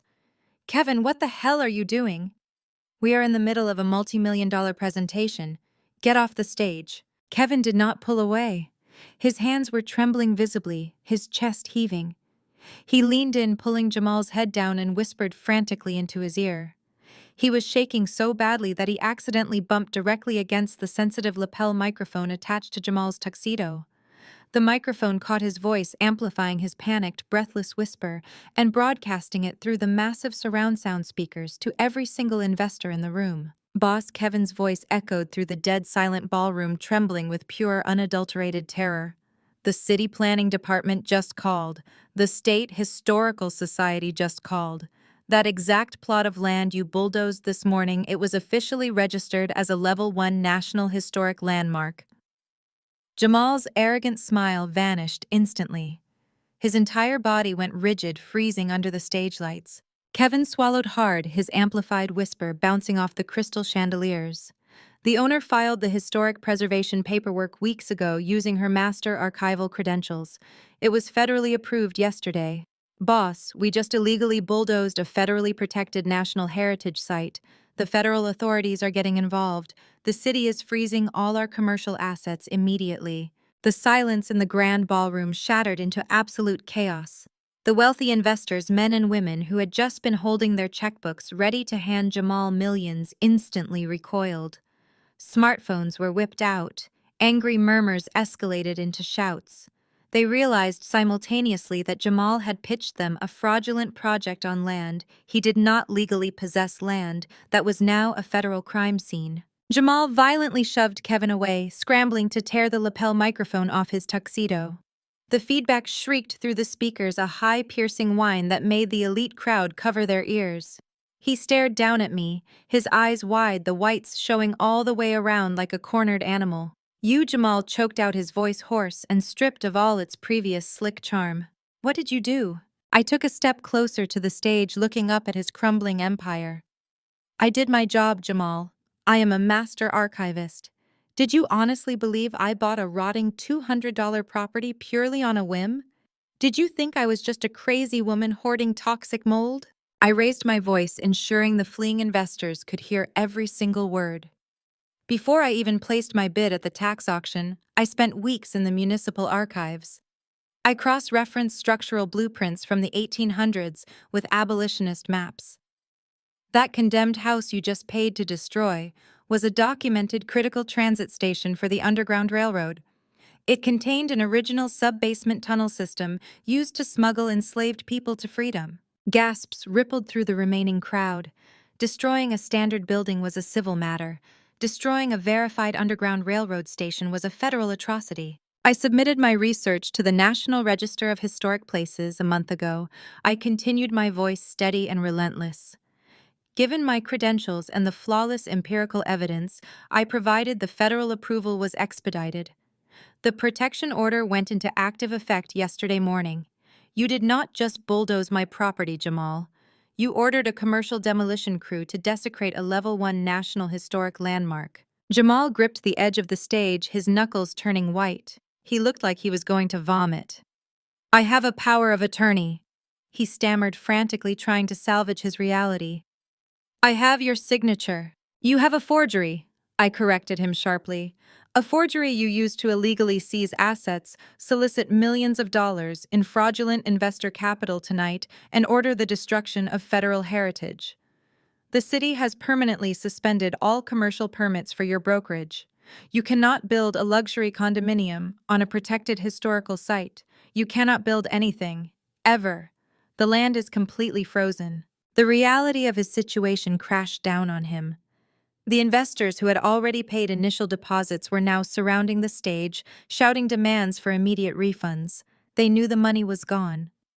Jamal had spent their deposits on the demolition crew, the gala, the ice sculptures, and the marketing campaign for a building that would never exist. He was facing catastrophic bankruptcy, but more importantly, he was facing federal prison for multi-million-dollar wire fraud and the illegal destruction of protected historical property. Megan's perfectly manufactured influencer persona violently evaporated. She turned on Jamal, her sequined gown sparkling as she grabbed his arm. Tell them she is lying, Megan shrieked, her voice shrill and desperate. Tell them you own the land. You promised me we were going to make $40 million on this project. Fix it. Jamal jerked his arm out of her grasp, his face twisted in panic. Shut up, Megan. Just shut up. My mother Patricia was trembling uncontrollably. She looked at me standing in my muddy boots and stained canvas coat. The woman she had called a pathetic unemployed failure had just single-handedly orchestrated the total annihilation of her golden son-in-law. She clutched her pearl necklace, taking a step backward as if I were something terrifying. Rachel, my mother whispered, her voice cracking. How could you do this to your own family? We were just trying to help you. Jamal was trying to clean up your mess. Jamal was trying to steal a $2 million commercial lot. I fired back, my eyes locking onto hers. And you stood right beside him, perfectly happy to watch him paint me as a delusional lunatic, just so you could profit from my destruction. You wanted me locked in a conservatorship. You wanted to strip my basic human rights away. You do not get to play the victim now that the trap you set caught your own leg. The remaining crowd was actively recording the scene on their phones. Megan's followers, the city's elite, the local press who had been invited to cover the real estate launch, they were all capturing the spectacular implosion of the Wilson family's pristine reputation. The narrative had violently flipped. I was no longer the crazy sister living in garbage. I was the brilliant archivist who had caught a corrupt real estate mogul committing federal fraud, while Jamal was desperately trying to placate a furious venture capitalist, and Megan was sobbing hysterically about her ruined lifestyle brand. My father had remained completely silent. Richard stood at the far edge of the stage. His face was unreadable, a stony mask of pure calculated terror. He was not looking at the angry investors. He was not looking at Jamal or Megan. He was staring directly at me, his eyes tracking every movement I made. His brilliant, analytical mind was working frantically, connecting the dots that the rest of his shallow, greedy family could not see. He knew I had the ledger. He knew I had sent him the photograph of his own signature next to the 30-year-old embezzlement records. But until this exact second, he had not understood how I found it or what it meant for his immediate future. If I had known enough to excavate the history of the house, if I had mapped the original blueprints of the 1800s and found the hidden underground railroad tunnels, then I had mapped the subbasement. I had mapped the exact structural anomalies where he had built his false wall. I had torn apart the foundation with archival precision. Richard finally understood that the demolition did not matter. The house being gone did not matter. I had not accidentally stumbled upon his vault. I had systematically hunted it down. He realized something else, something far more dangerous. If I was ruthless enough to publicly destroy Jamal, to bankrupt my sister's husband, and send him to federal prison without a flinch, then I would not hesitate to destroy him. He had spent the last 30 years hiding a $5 million theft and a framed partner who died in a cell. He had built his entire legacy on a mountain of blood money, and I held the match. The polite, commanding patriarch vanished. Richard vaulted off of the edge of the stage, his expensive leather shoes hitting the marble floor with a heavy thud. He shoved past a highly respected city councilman, ignoring the gasps of the remaining guests. He crossed the distance between us, In 3 massive strides, his face flushed purple with a raw, primal panic. Before the hotel security guards could react, my father lunged at me. He grabbed the thick canvas collar of my oversized muddy coat with both hands, twisting the fabric violently. He hauled me forward, his face inches from mine. I could smell the stale champagne and sheer terror on his breath. "You found what was under the floorboards." Richard snarled, his voice a low, guttural hiss that vibrated with desperation. "You went into the sub-basement. You found the steel vault." I did not flinch. I let him hold me, feeling the violent tremor in his hands. I looked directly into his panicked eyes, allowing a cold, victorious smile to touch my lips. "You found it," he demanded, shaking me hard enough to make my teeth rattle. "Where is it, Rachel? What did you do with the book? Give me the ledger." I did not break his gaze. I calmly raised my hands, gripped his wrists, and dug my thumbs sharply into his radial nerves. Richard gasped, his fingers spasming and losing their iron grip on my canvas collar. I shoved his hands away with a swift, decisive motion and smoothed my ruined coat. "The ledger is secured in a federal biometric vault," I whispered, keeping my voice so low that only he could hear it over the screaming investors. "If anything happens to me, if I am forced into a conservatorship, or if I die, that book automatically triggers a dead man's switch. It goes directly to the FBI, along with 30 years of accrued interest calculations on the union pensions you stole." I stepped back, leaving him frozen in the epicenter of his collapsing empire. "Have a wonderful evening, Dad." I turned and walked out of the ballroom, leaving the chaos, the shouting, and the shattered crystal behind me. The next morning, I checked out of my cheap motel before sunrise. I received a highly anticipated email from David, my tax attorney, confirming that the treasure trove funds had cleared the final IRS hurdles. The $5 million was legally washed and securely deposited into my newly formed LLC. I was no longer a destitute woman fighting for survival in the shadows. I was a documented multimillionaire, and it was time to build my fortress. I used my new corporate account to immediately secure a 6-month lease on a sprawling, ultra-luxury penthouse overlooking the city's financial district. The space was a masterpiece of modern architecture, featuring floor-to-ceiling windows, white marble floors, private elevator access, and state-of-the-art security. I spent the rest of the morning meeting with high-end personal shoppers, discarding my thrift store garments for an impeccable curated wardrobe that matched my actual net worth. I knew my family would not stop. Jamal was backed into a corner facing catastrophic legal and financial ruin. He would use his extensive commercial real estate network to track my name, my new LLC, or my financial footprint. I fully anticipated their arrival, and I prepared my reception. At exactly 2 o'clock in the afternoon, the private concierge downstairs alerted me via the intercom. A group of 5 highly agitated individuals was demanding access to my floor. They were threatening to call the police if they were denied entry. I calmly instructed the concierge to send them up. I poured myself a cup of freshly brewed espresso, walked over to the massive mahogany front door of my penthouse, and waited. Less than a minute later, the heavy wood shuddered under a series of aggressive, frantic knocks. I unlocked the deadbolt and pulled the door wide open. I was not wearing the oil-stained canvas coat or the ripped, muddy jeans from the gala. I was dressed in a pristine, impeccably tailored white silk suit. My hair was professionally styled into a sleek, elegant blowout, and a vintage diamond watch caught the afternoon sunlight on my wrist. I exuded absolute untouchable wealth. Richard, Patricia, Megan, and Jamal stood in the hallway. Beside them stood a slick, weasel-faced man carrying a scuffed leather briefcase. The entire group instantly froze. Their aggressive momentum completely evaporated as their eyes darted from my flawless silk suit to the sprawling, sunlit expanse of the luxury penthouse behind me. Megan's jaw actually dropped. She stared at the marble floors, the expensive modern art on the walls, and the custom leather furniture. Her face twisted into a mask of pure, unadulterated jealousy. This was not the toxic, garbage-filled hovel she had described to her internet followers.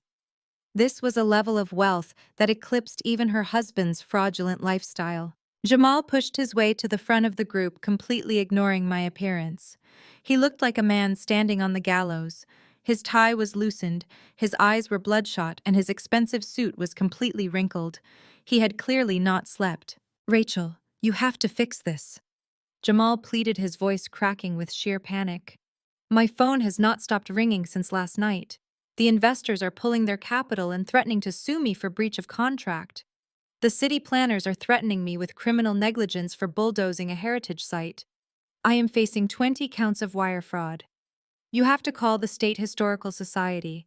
Tell them you made a mistake. Tell them the underground tunnel mapping was a clerical error. Withdraw the petition so I can build my high-rise." Richard stepped forward, physically shoving Jamal aside to assert his dominance.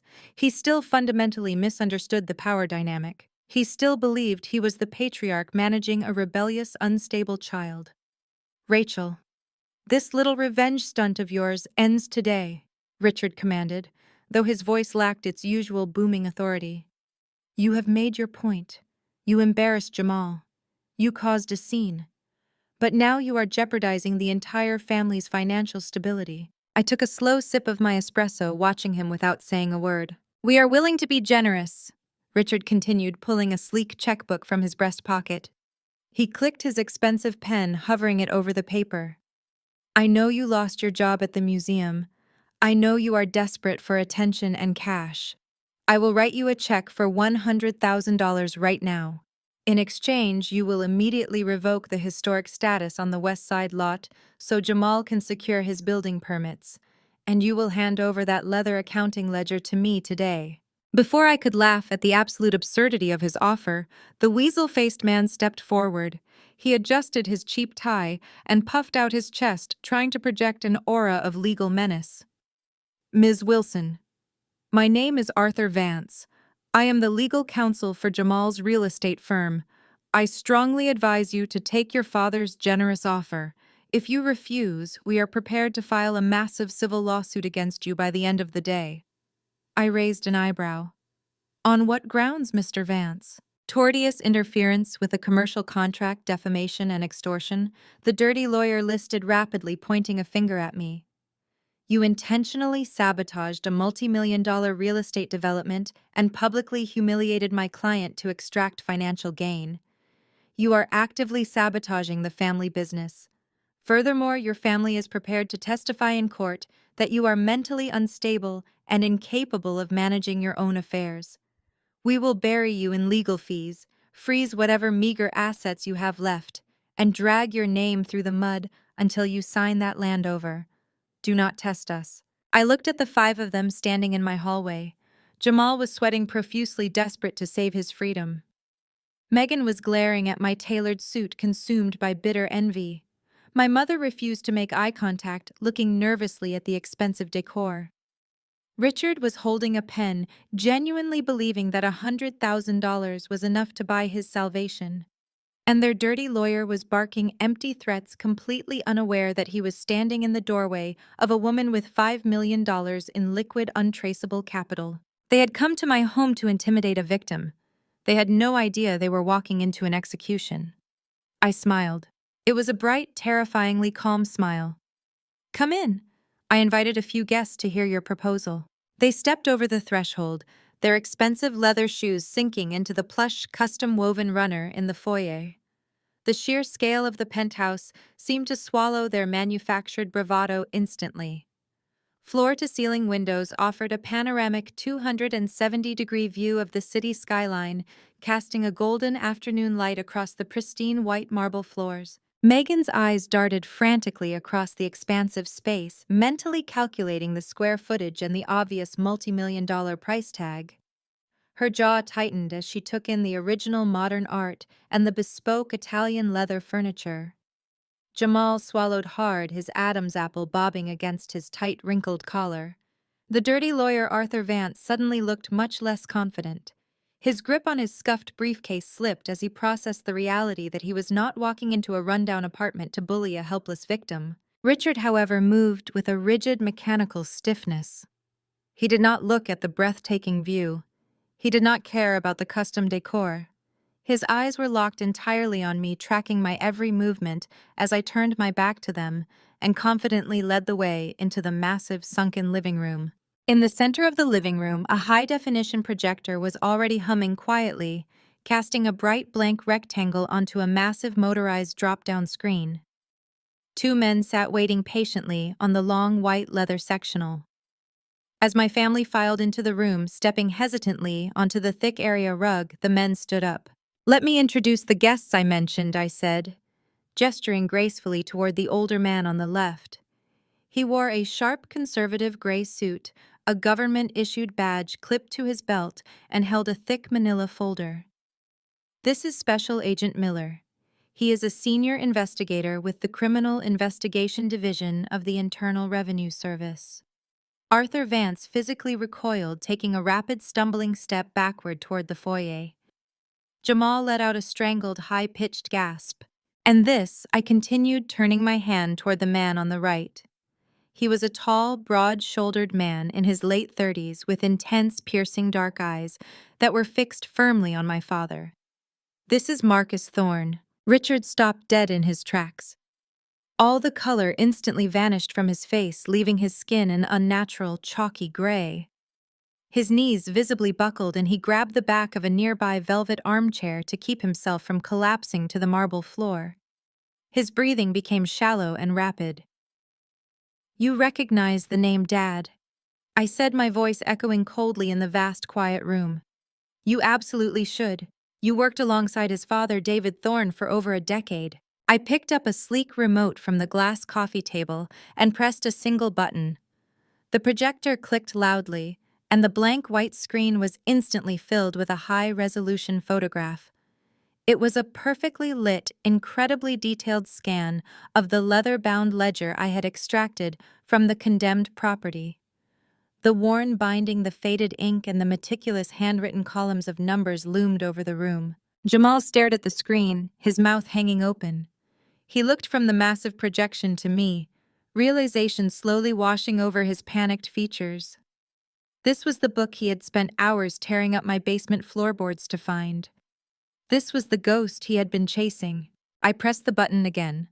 The screen changed to a detailed forensic breakdown. On the left side was a series of complex accounting entries, documenting the systematic siphoning of union pension funds through offshore shell corporations. On the right side was a blown-up, meticulously analyzed signature. Red digital lines connected the specific loops, slants, and pressure points of the ink directly to several legally verified documents bearing Richard Wilson's signature. A certified forensic document examiner verified this. Yesterday morning, I explained, pacing slowly and deliberately in front of the screen. "A copy of this comprehensive analysis, along with the original physical ledger, has already been surrendered to Agent Miller. It conclusively proves that Richard Wilson, not David Thorne, orchestrated the massive pension embezzlement scheme." Agent Miller stepped forward, opening his manila folder. "We have officially reopened the Thorne case, Mr. Wilson."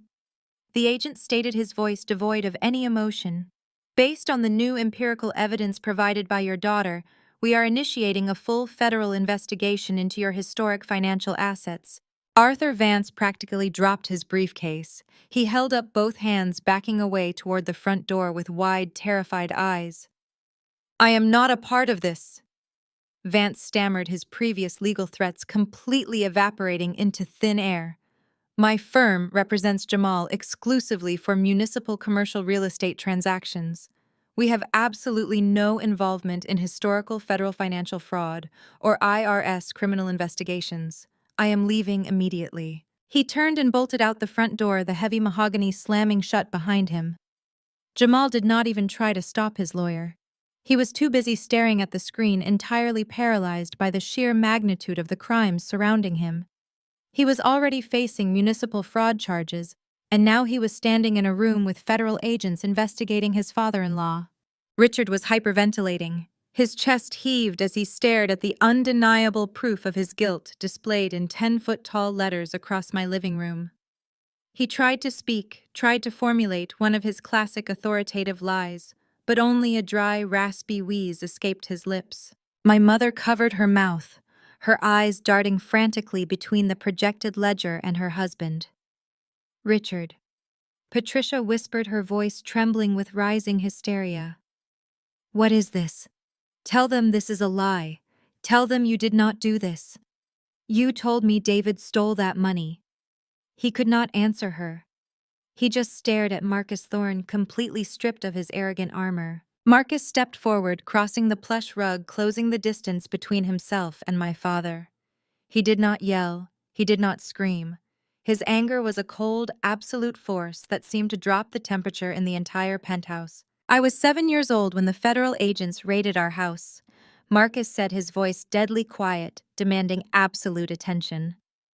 I stood in the hallway and watched them put my father in handcuffs.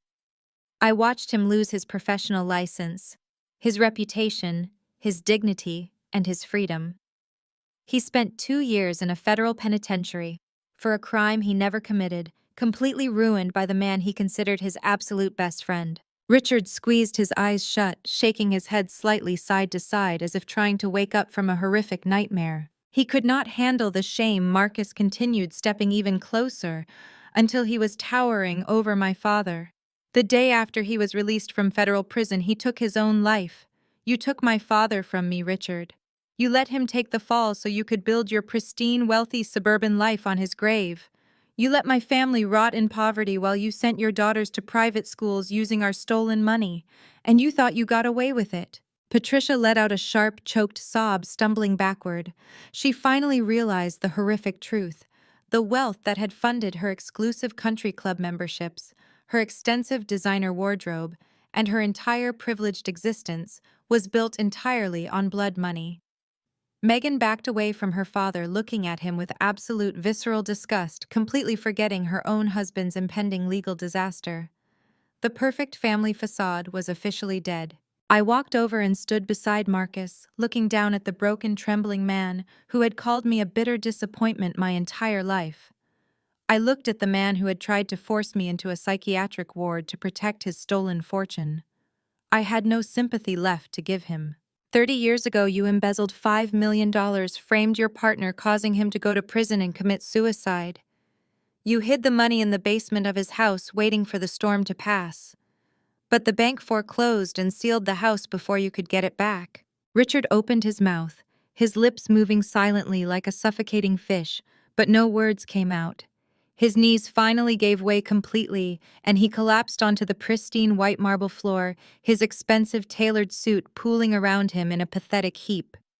He looked up at Marcus Thorne, the son of the man whose life he had destroyed then at Agent Miller, and the reality of his inescapable doom washed over his face. He was not just facing public humiliation at a country club. He was facing the rest of his natural life behind the concrete walls of a federal penitentiary. The silence in the penthouse was absolute, a heavy, suffocating blanket, broken only by Richard's ragged, panicked breathing. Then the survival instinct kicked in for the rat. Jamal, who had been standing paralyzed by the front door, suddenly snapped into motion. His eyes darted from the projected ledger glowing on the wall to the stoic IRS agent, and then down to my father groveling on the floor. Jamal was a shark, a man who built his entire career on exploiting weakness, managing public relations, and mitigating personal risk. He instantly calculated the blast radius of Richard's federal crimes and realized that if he did not sever ties immediately, the shrapnel would annihilate his own life. "Are you kidding me?" Jamal shouted, his voice cracking with a mixture of visceral terror and furious indignation. "Are you absolutely kidding me right now?" He stepped away from Megan as if she were suddenly contagious, raising his hands in a frantic, exaggerated gesture of surrender toward Agent Miller. "I have absolutely nothing to do with this man. I swear to you, I did not know anything about stolen union pensions or framed partners. My commercial real estate firm is completely separate from his personal finances. I am a victim here. They lied to me. They lied to everyone." Jamal turned his panicked, furious gaze upon my parents. "You disgusting, corrupt parasites," he spat, his perfectly manicured veneer, completely disintegrating into raw panic. "You sat in my house, drank my expensive wine, and acted like you were high society royalty. You looked down on everyone else, and the whole time you were sitting on stolen blood money. You used my business connections to legitimize your filthy wealth." He was hyperventilating now, pacing the marble floor, pointing aggressively at Richard's crumpled form. "You are a criminal, a federal thief. And you let me marry into this toxic mess. You tied my pristine, hard-earned business reputation to a family of grifters. My investors are already threatening to sue me into oblivion for the heritage site disaster, and now the FBI is going to audit my entire brokerage because of your dirty money. Megan stared at her husband, her mouth hanging open in sheer disbelief. Her perfectly styled hair and expensive designer gown suddenly looked absurd against the backdrop of her collapsing reality. Jamal, she whispered, her voice trembling. Jamal, what are you doing? We are your family. We are in this together. We can hire lawyers. We can fix the public relations narrative. Do not touch me, Jamal roared, slapping her hand away violently when she tried to reach for his arm. We are not in anything together. You brought me into this radioactive family. You told me your sister was the crazy one. You told me Rachel was the unstable liability who needed to be locked in a conservatorship. But it is you and your psychotic, thieving parents. You are all going down, and I am not letting you drag my firm into the federal abyss with you. He sneered at Megan. His eyes filled with pure, unfiltered contempt. I want a divorce. I'm calling my legal team right now, and I'm filing for a complete separation of assets before the government freezes everything. I am done with you. I am done with all of you. Megan's perfectly constructed world shattered into a million jagged pieces. The glamorous influencer, the woman who had built an entire brand on projecting a flawless marriage and immense wealth to hundreds of thousands of followers, completely snapped. She let out a piercing, guttural scream that echoed off the floor-to-ceiling windows, a sound of pure, feral rage. She threw herself at Jamal, her manicured fingers curled into claws. She slammed her hands against his chest, driving him backward toward the heavy wooden door. You coward, Megan shrieked, her face contorted with fury, tears streaming down her carefully painted cheeks and ruining her flawless makeup. You absolute miserable coward. You do not get to walk away from this. You do not get to play the innocent victim for the cameras. She raised her hand and delivered a vicious echoing slap directly across Jamal's face. The sharp crack of her palm against his cheek made Agent Miller step forward, his hand instinctively dropping to his utility belt, but he held his position, simply watching the wealthy elite tear each other apart in my living room. You married me for the money? Megan sobbed, hitting his chest again and again, her voice cracking. You needed my father's capital to fund your stupid real estate projects. You knew exactly who we were. You are just as corrupt as the rest of us.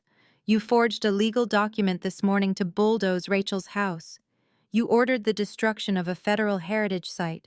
You are going to prison too, Jamal. We are all going down. Jamal shoved her back hard, his face red with the stinging imprint of her hand. Keep your mouth shut, you hysterical fool, he snarled, rubbing his cheek. I am testifying against all of you if I have to. I will hand the federal investigators everything they want to save myself. As the golden couple screamed and physically fought in the entryway of my penthouse, Patricia fell to her knees.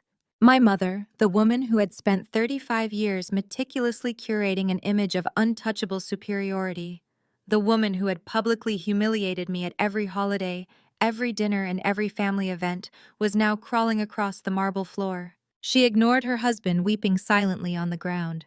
She ignored her golden child throwing a violent tantrum.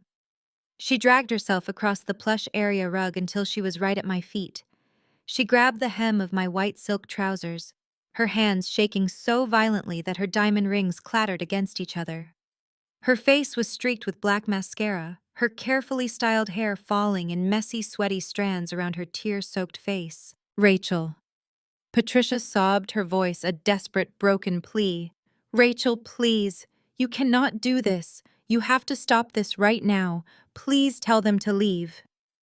I looked down at her, feeling absolutely nothing. No pity, no sadness, no lingering daughterly affection.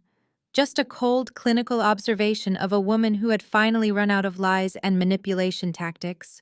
Please, Patricia begged, her voice cracking as she clutched my leg tighter, digging her nails into the fabric. He is your father. I am your mother. We gave you life. We raised you. You cannot send him to federal prison. He will die in there. Our entire reputation will be destroyed. We will lose the Beacon Hill house, the cars, the club memberships. My friends will never speak to me again. We will have absolutely nothing left. She looked up at me, her eyes wide with a frantic animalistic terror. You have the $5 million now. You proved you are smarter than us. You won. Just tell the agents you made a mistake. Tell them the ledger is a fake you created because you were angry. You are my flesh and blood, Rachel. I gave birth to you. You cannot destroy your own family like this. Blood is thicker than water. You have to protect us. I stared down at the woman begging at my feet.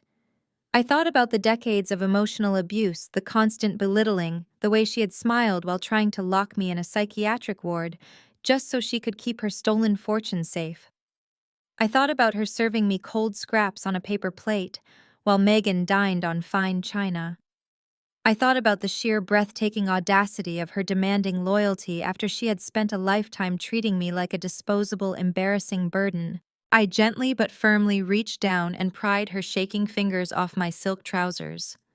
I stepped back, creating a deliberate physical boundary between us. You stopped being my family the day you decided to protect a thief instead of your own daughter, I said, my voice steady, cold, and devoid of all warmth. You do not get to invoke flesh and blood only when you are terrified of facing the consequences of your own actions. I walked over to the sleek glass console table near the humming projector. I picked up a thick, heavy manila envelope that I had prepared earlier that morning with archival precision. I walked back and dropped it onto the glass coffee table with a loud, definitive thud right in front of my groveling mother and my paralyzed father. Agent Miller, I said, keeping my eyes locked on Patricia's terrified face. I believe you will find this supplemental evidence very relevant to your ongoing investigation regarding the Wilson family's immediate financial assets and recent activities. Patricia stared at the envelope as if it were a live explosive. Her sobbing hitched in her throat. What is that? I let a cold, sharp smile touch my lips. Did you forget that you and Dad stood on my front porch yesterday and forged my signature to steal my property? I asked, my voice echoing clearly over Megan and Jamal's continued screaming. You brought a fake notary. You stamped a fraudulent deed transfer. You thought because the house was an abandoned wreck, I would not have basic security. I tapped the thick envelope with my index finger. My high-definition doorbell camera uploads directly to a secure cloud server in real time. It captured high-resolution audio and video of the entire transaction. You and Dad actively conspiring to commit real estate fraud, identity theft, and grand larceny. You are not just losing your country club memberships, Mom. You are going to share a federal cell block with him.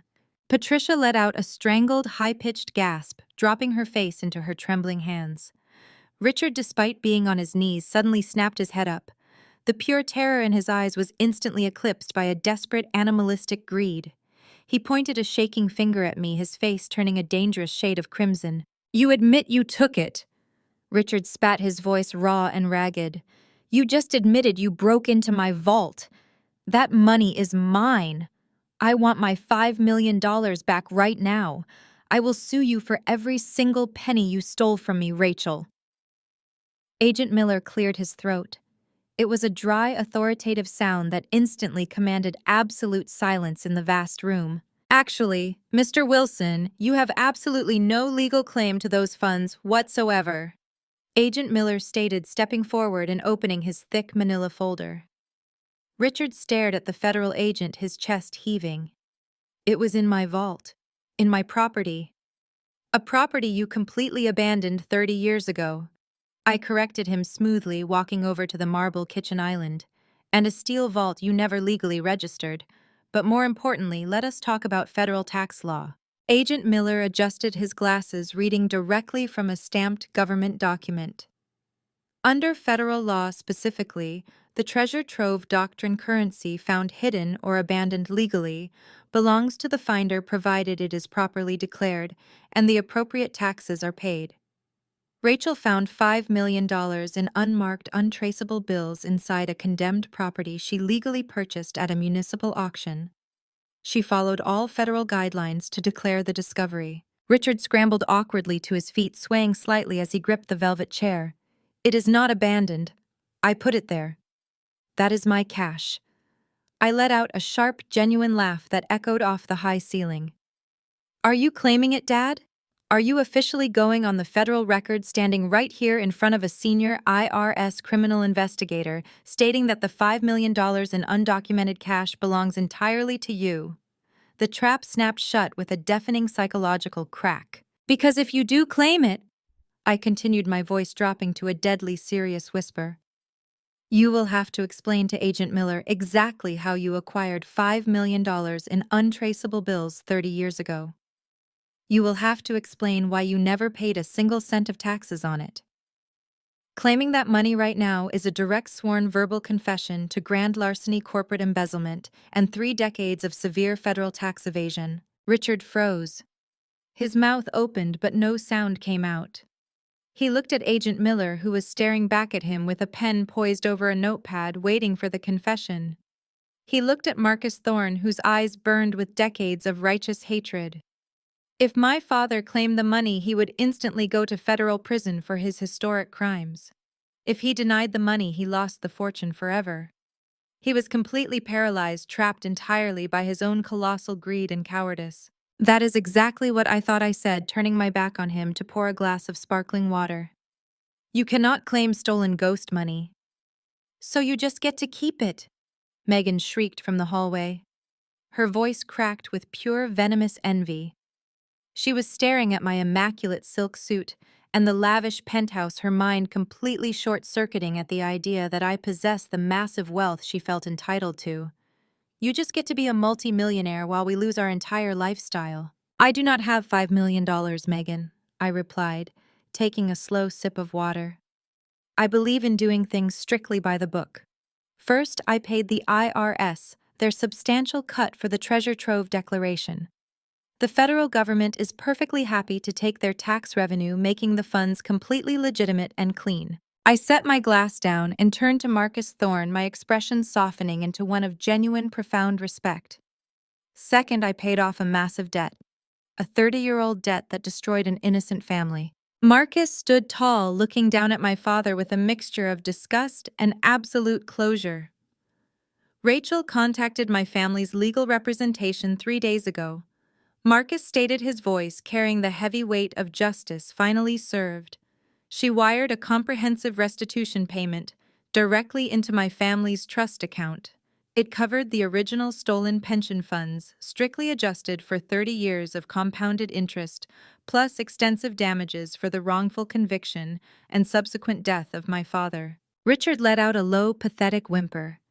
The realization that his stolen, hoarded empire had been used to fund his victim's family was physically destroying him from the inside out. After taxes and the full restitution payment, I continued crossing my arms. I was left with a balance of roughly $2.5 million. Completely clean, completely legal. It is seed money for my newly established archival consulting firm, and it is sitting securely in an offshore corporate account that none of you will ever be able to touch. Jamal finally realized the absolute magnitude of the situation. He had no leverage. He had no money. His investors were circling for his blood. His wife was throwing a tantrum on the floor, and his in-laws were actively being investigated by the federal government. He slowly backed away toward the heavy mahogany door, hoping to slip out unnoticed. He reached out his trembling fingers, wrapping around the brass handle. I would not leave just yet, Jamal, I said, my voice ringing out clearly across the room. Jamal froze, his hand shaking violently against the door. I have nothing to do with this, he stammered, sweat pouring profusely down his face. I am leaving. You people are insane. You ordered the destruction of a Level 1 National Historic Landmark, I reminded him, stepping toward the center of the living room. You forged a legal power of attorney document. You actively defrauded your high-net-worth investors out of millions of dollars based on a completely fabricated real estate pitch. You cannot outrun this. Right on cue, a heavy, authoritative knock echoed loudly against the mahogany door. The sound made Patricia scream, a short, sharp burst of sheer terror. Richard flinched violently, stumbling backward away from the entrance. Jamal just stared at the wood paneling, as if it were an explosive device about to detonate. You might want to get that, Jamal, I suggested, casually gesturing toward the entrance. I believe it is for you. Jamal did not move. His entire body was trembling so badly he could barely stand. With a calm, measured stride, I walked past my shattered family. I reached out, grasped the heavy brass handle, and pulled the door wide open. 4 uniformed police officers stood in the hallway, accompanied by 2 plainclothes detectives wearing stern, uncompromising expressions. The lead detective stepped forward, his sharp eyes sweeping over the pathetic scene in my living room before locking directly onto my brother-in-law. Jamal Harrison. The detective said, his voice projecting unquestionable authority. "We have a warrant for your arrest." Jamal shook his head rapidly, backing away slowly until he bumped hard into a marble pedestal. "No. There is a massive mistake here. I am a respected corporate broker. I have a legal team. You are under arrest for multiple counts of wire fraud, investor fraud, and the malicious destruction of protected federal property." The detective continued, stepping firmly into the penthouse. 2 uniformed officers flanked him, moving swiftly toward Jamal. They grabbed his arm, spinning him around and forcing his hands behind his back. The sharp metallic click of steel handcuffs echoed loudly through the silent room. Megan watched her husband being arrested, but she did not move to help him. She was completely paralyzed by the sheer destruction of her socialite fantasy. She just stared at the heavy boots of the police officers, her mouth open in silent, uncomprehending shock. But the police were not finished. The second plainclothes detective stepped forward. His gaze completely bypassed the sobbing Megan and the handcuffed Jamal. He looked directly at my father. Richard Wilson, the detective, announced, pulling a second folded document from his dark jacket pocket. Richard's knees finally gave out entirely. He collapsed onto the white marble floor, for the second time, his hands bracing himself weakly against the cold stone. He looked like a frail, broken old man. The formidable patriarch who had controlled my entire life with an iron fist was nothing more than a pathetic, trembling shell. "We also have a warrant for your arrest," the detective stated clearly, walking toward him.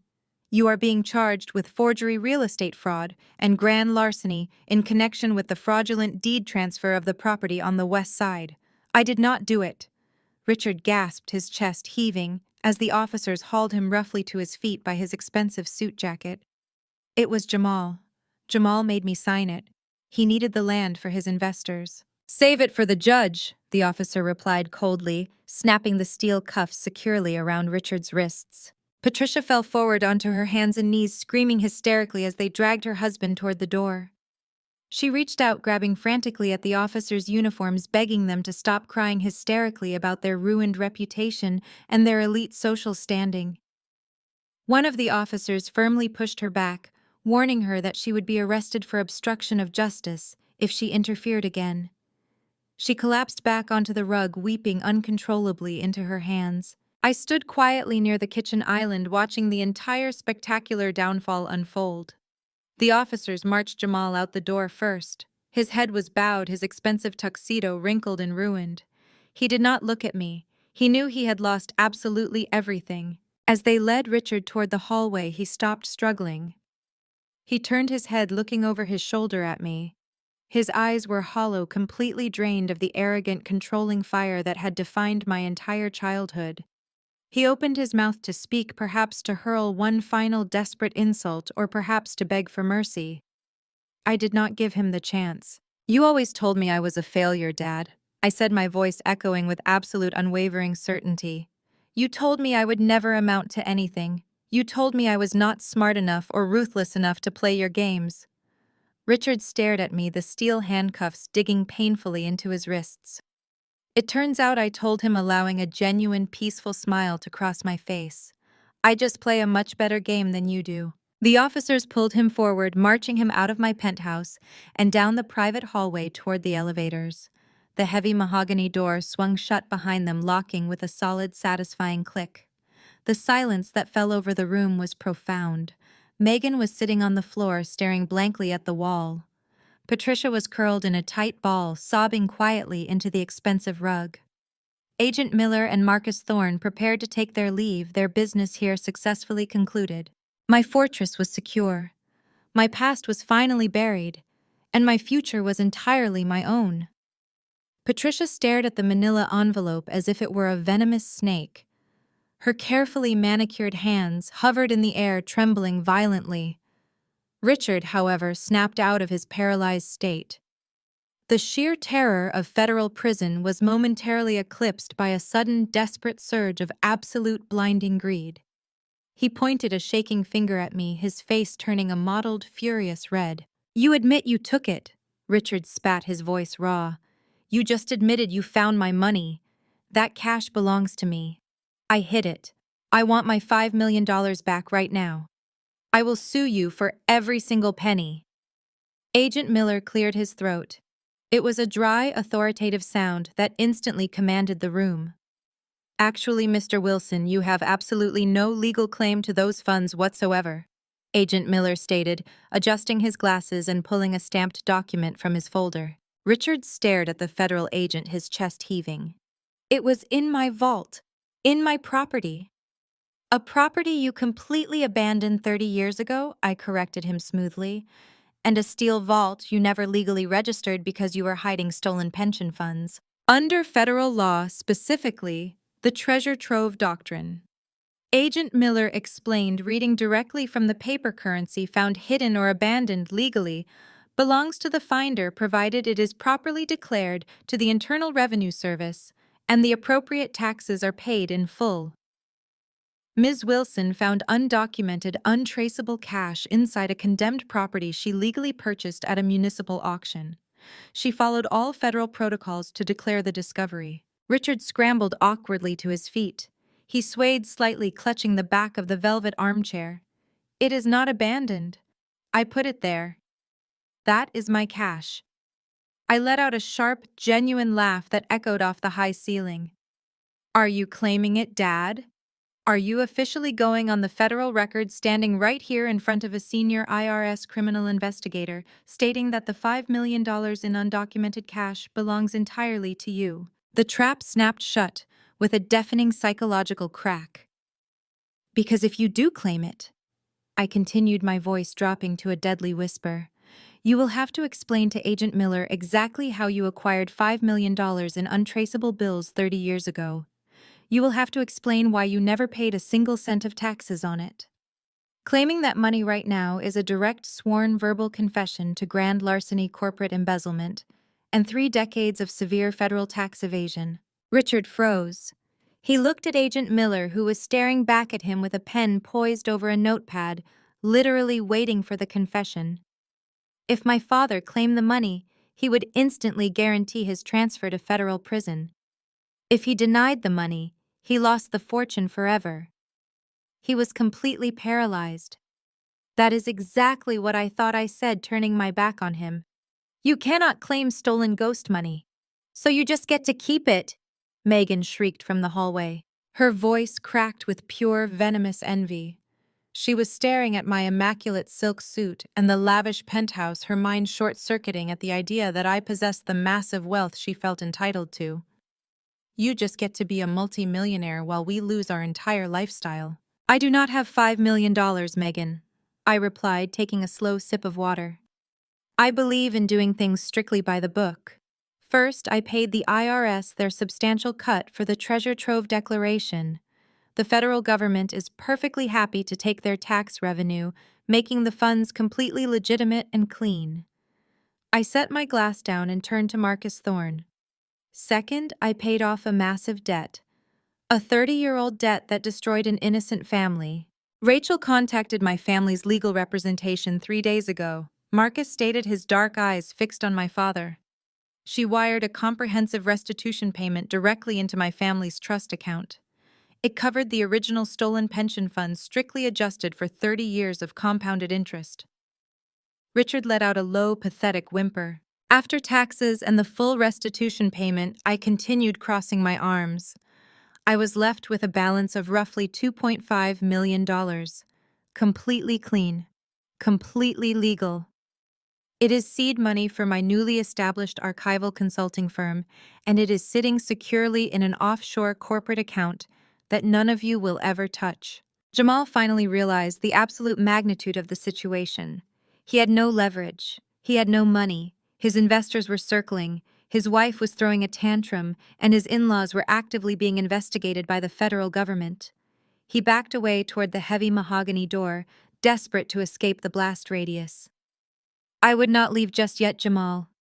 I said, my voice ringing out clearly. Jamal froze, his hand shaking against the brass door handle. I have nothing to do with this, he stammered, sweat pouring down his face. I am leaving.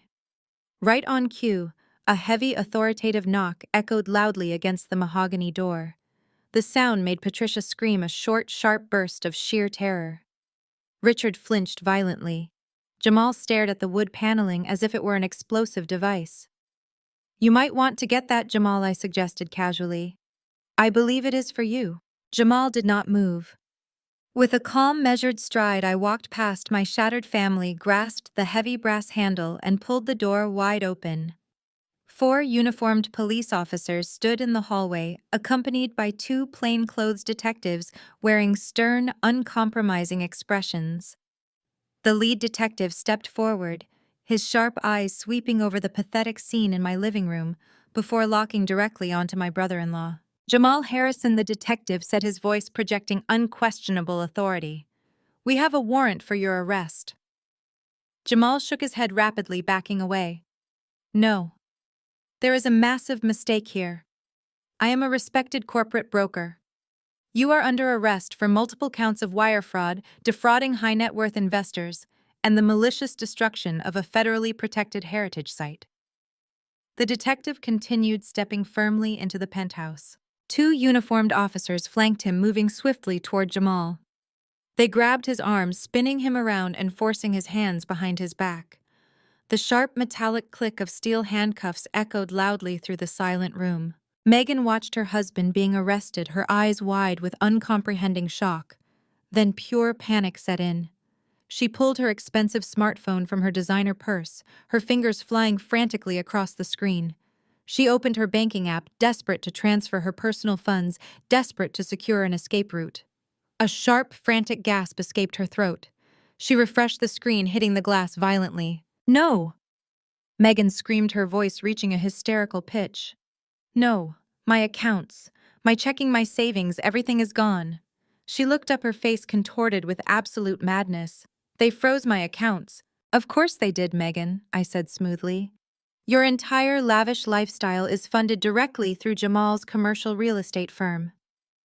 Every designer bag, every luxury car, every piece of jewelry is tied to his fraudulent corporate accounts. When the federal authorities execute a warrant for wire fraud, they freeze all associated assets. You are completely penniless. Megan let out a piercing, guttural scream. She threw herself at Jamal, her manicured fingers curled into claws. You ruined me, she shrieked, slamming her hands against his handcuffed form. You married me for my family's money, and now you have destroyed my life. I am a laughingstock. Jamal shoved her back hard with his shoulder, his face red with rage. You brought me into this toxic family, he snarled, completely turning on her. You told me your sister was a liability. It is you. You and your psychotic, thieving parents. I am testifying against all of you to save myself. But the police were not finished. The second plainclothes detective stepped forward, bypassing the fighting couple. He looked directly at my father. Richard Wilson, the detective announced, pulling a second folded document from his jacket. We also have a warrant for your arrest. You are being charged with forgery, real estate fraud, and grand larceny in connection with the fraudulent deed transfer of the property on the west side. Richard's knees finally gave out entirely. He collapsed onto the white marble floor, a broken, trembling shell of the formidable patriarch he once pretended to be. I did not do it, he gasped as the officers hauled him roughly to his feet. Jamal made me sign it. Save it for the judge, the officer replied coldly, snapping the steel cuffs around Richard's wrists. Patricia could no longer process the sheer destruction of her elite socialite fantasy. Her husband was going to federal prison. Her golden child was financially ruined. Her perfect reputation was utterly annihilated. She looked at Richard being dragged toward the door, then turned her desperate, frantic eyes to me. Rachel Patricia sobbed, reaching out weakly. You are my flesh and blood. I gave birth to you. You cannot let them do this. Please forgive us. I looked down at the woman who had tormented me for 3 decades. I felt no pity. I felt no lingering daughterly affection. You chose a thief over your own daughter. I said, my voice quiet and absolute. There is no forgiveness here. Patricia let out a faint, strangled gasp. Her eyes rolled back and she collapsed completely, fainting dead away onto the pristine marble floor. I stood silently near the kitchen island, taking a slow sip of my espresso as the officers dragged my screaming brother-in-law and my broken father out of my penthouse. The heavy mahogany door clicked shut behind them. The chaos was finally over. The parasites were gone. My fortress was secure and my life was officially my own. 6 months passed. The federal justice system moves slowly for some, but when handed a perfectly wrapped, irrefutable package of financial fraud, embezzlement, and forged property deeds, it moves with terrifying efficiency. Richard Wilson did not even make it to a trial. Facing decades of undeniable evidence, he took a plea deal to avoid dying in a maximum security facility. He was stripped of his remaining assets, permanently disbarred, and sentenced to 15 years in a low-security federal penitentiary. The man who had once demanded absolute obedience from the head of a mahogany dining table now spent his days wiping down cafeteria trays for 30 cents an hour, taking orders from wardens who did not care about his former country club status. Jamal tried to leverage his cooperation eagerly, throwing my father under the bus, but his own corporate crimes were too extensive. His brokerage firm was dismantled by the SEC. His investors tore his remaining liquid assets to shreds in civil court. He was currently serving an 8-year sentence for wire fraud. The sudden catastrophic seizure of their assets left the rest of the family completely destitute. The federal government auctioned off the Beacon Hill mansion to pay back the remaining defrauded investors. My mother, Patricia, the woman who had built her entire identity on projecting wealth superiority and flawless social grace, was unceremoniously evicted. Her so-called high society friends vanished overnight. Not a single one of the women she had hosted for lavish charity luncheons offered her a spare bedroom or a loan. They blocked her number and scrubbed her from their guest lists. With zero savings, no income, and a severely toxic public reputation, Patricia had no choice but to rely on municipal assistance. She was relocated to a cramped one-bedroom unit in a low-income public housing complex on the outskirts of the city. I heard through my tax attorney that she spends her days sitting on a cheap vinyl sofa watching daytime television, completely isolated in a world she used to actively mock. But the most poetic justice was reserved for the golden child. With Jamal's accounts permanently seized and her influencer sponsorships instantly terminated due to the massive public scandal, Megan was left with nothing but mounting legal debt. She had no practical skills. She had spent her entire adult life playing the role of a wealthy socialite. When the reality of starvation and eviction set in, she was forced to do something she considered completely beneath her. She had to get a minimum wage job. On a crisp Friday evening in late October, I had a reservation at Le Jardin, the most exclusive French restaurant in the financial district. I was hosting a celebratory dinner with my legal team and 2 new archival clients. We were seated at the prime corner booth, the table adorned with crystal glasses and heavy silver cutlery. I was wearing a tailored midnight blue blazer, sipping a glass of vintage sparkling water, listening to my attorney discuss our latest successful corporate acquisition. A waitress approached our table, carrying a heavy silver tray of appetizers. She was wearing the restaurant's mandatory uniform, consisting of a stiff white button-down shirt, a black vest, and a long black apron. Her hair was pulled back into a severe, messy bun, and she looked thoroughly exhausted. "Good evening," the waitress mumbled, keeping her eyes fixed firmly on the tray as she began distributing the plates. "We have the seared scallops and the duck confit for the table." I recognized the voice instantly. I looked up. Megan froze a plate of scallops hovering awkwardly over the center of the table. Her eyes widened in absolute paralyzing horror as she finally looked at the faces of the people she was serving. She stared at my tailored suit. She looked at the expensive watches on the wrists of the attorneys sitting next to me. She looked at the sprawling, incredibly expensive spread of food on the table. The color completely drained from her face, leaving her looking sickly and hollow. Her hands began to shake so violently that the silver tray rattled against the edge of the table. This was the exact same French restaurant where 5 years ago she had intentionally thrown a $3,000 family dinner bill directly into my lap, laughing, while she told me I was nothing but a charity case who needed to pay for my keep. Now she was standing in a scratchy uniform, working a double shift just to make rent, forced to serve me my dinner. The sheer crushing humiliation of the moment was so heavy it felt tangible. Megan's mouth opened and closed, but she could not formulate a single word. Her eyes darted toward the restaurant manager, who was already glaring at her from across the dining room for lingering too long at a VIP table. I did not raise my voice. I did not sneer. I did not throw a glass of water in her face or demand she be fired. I simply looked at her with polite, icy indifference. "Everything looks wonderful," I said smoothly, picking up my linen napkin and placing it neatly across my lap. "Thank you. That will be all." Megan swallowed a hard, dry lump in her throat. She nodded stiffly, her face burning with a bright, shameful red flush.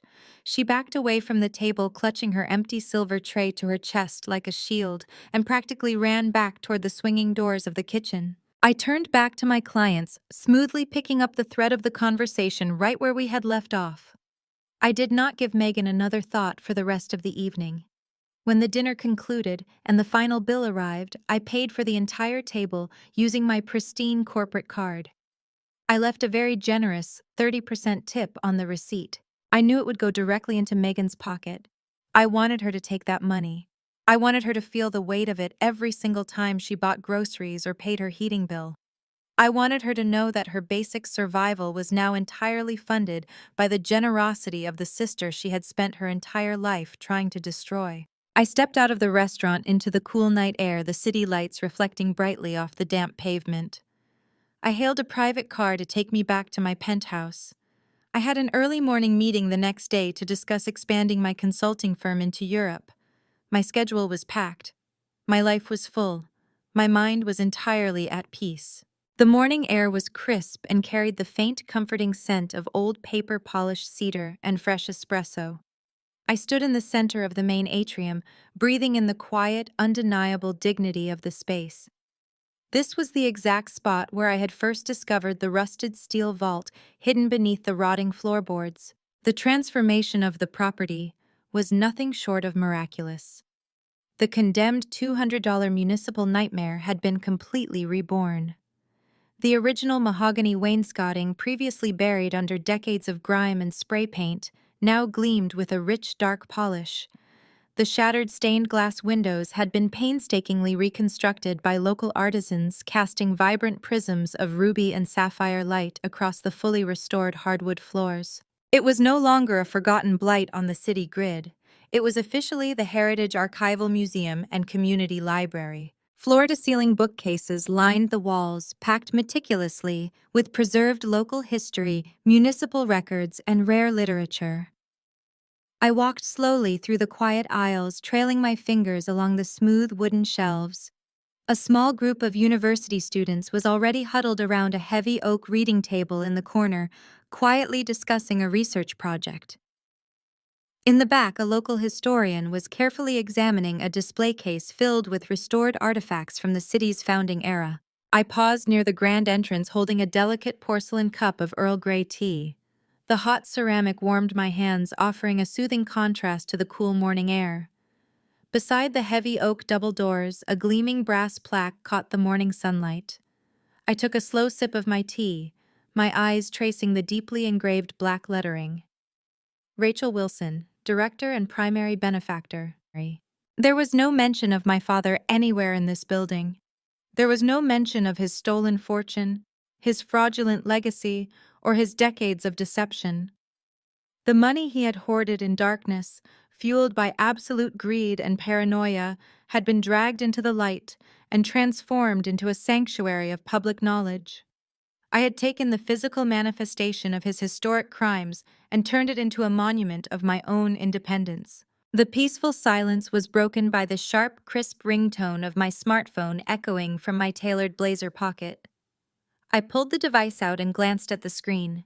It was Marcus Thorne acting in his new capacity as my lead corporate attorney. I swiped to answer, bringing the phone to my ear. Good morning, Marcus, I said, keeping my voice low to avoid disturbing the readers in the main hall. Good morning, Rachel, Marcus replied, his voice practically radiating professional satisfaction. I am calling with your quarterly portfolio review. I know you prefer the bottom line without the fluff, so I will get straight to the point. Go ahead, I told him. Your offshore seed capital was successfully diversified across the tech and green energy sectors last month, Marcus stated smoothly. The initial aggressive growth strategy paid off perfectly. The portfolio just cleared a net profit of 14% for the quarter. That is roughly $350,000 in clean, fully taxed, entirely legitimate profit. Your baseline wealth is officially self-sustaining. You will never have to worry about capital again. A genuine, deeply felt smile spread across my face. It was not a smile of arrogance or greed, but one of absolute, unshakable security. Thank you, Marcus, I replied, taking another slow sip of my tea. Reinvest the profits according to our secondary stability model. I want this foundation and my firm to remain bulletproof for the next 50 years. Consider it done, he said. Enjoy your morning, Rachel. You earned it. I ended the call and slipped the phone back into my pocket. I looked around the immaculate library one last time. The air was calm, filled only with the soft rustle of turning pages and the distant muffled sounds of the city waking up outside. My family had spent my entire life trying to convince me that I was weak, incapable, and entirely dependent on their toxic ecosystem. They had demanded my absolute compliance and relentlessly punished my independence. They believed that success could only be achieved through ruthlessness, deception, and the malicious exploitation of others. They were fundamentally wrong. I did not need to ruin them. I did not need to lower myself to their level of petty vindictiveness, nor did I need to engage in endless screaming arguments to prove my worth. I simply stepped aside and let the crushing weight of their own arrogance and criminality catch up to them. The federal justice system had handled the punishment with cold mathematical precision. My father was locked in a concrete cell. My brother-in-law was stripped of his freedom. My mother and sister were trapped in a cycle of poverty and public humiliation they had entirely manufactured for themselves. The most perfect absolute revenge was not a dramatic confrontation or an act of malicious sabotage. It was exactly this. It was standing in a multi-million-dollar historical institution bearing my name, holding a cup of hot tea, and realizing I did not feel a single ounce of anger anymore. I was completely financially independent, professionally respected, and entirely free. I had built a life so brilliantly insulated, so profoundly successful, and so deeply fulfilling that they could never ever reach me again. I turned away from the gleaming brass plaque.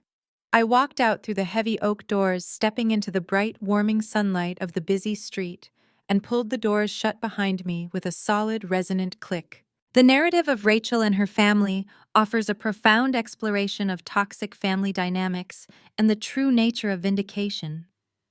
The most striking lesson to emerge from this story is that ultimate justice is rarely found in petty retaliation. Rather, it is achieved through absolute personal independence. For years, Rachel was defined by her family's dismissive narrative. She was cast as the scapegoat, constantly overshadowed by the golden child and subjected to systemic emotional abuse. It is easy in such situations to become consumed by a desire to inflict equal pain. However, the story beautifully illustrates that harboring anger only keeps you tethered to the abusers. Rachel's triumph wasn't merely orchestrating her father's arrest or exposing her sister's superficiality. Those were natural consequences of their own corrupt actions catching up to them. Her true victory was building a fortress of success, wealth, and inner peace that her family could not breach. By transforming a symbol of her father's historic crimes into a community library and archive, Rachel reclaimed her past. She teaches us that we do not have to internalize the false labels placed upon us by toxic relatives. Healing requires stepping out of the chaotic ecosystem of family drama and choosing to cultivate a life grounded in authenticity and self-respect. When you focus on your own growth and integrity, the noise of those who sought to diminish you simply fades into irrelevance. Success in its purest form is the quiet dignity of a life well lived on your own terms. Ultimately, outgrowing your abusers is the most powerful statement you can make. It severs the invisible strings of manipulation and allows you to redefine your own worth. Evaluate the relationships in your life today and dare to walk away from any table where respect is no longer being served.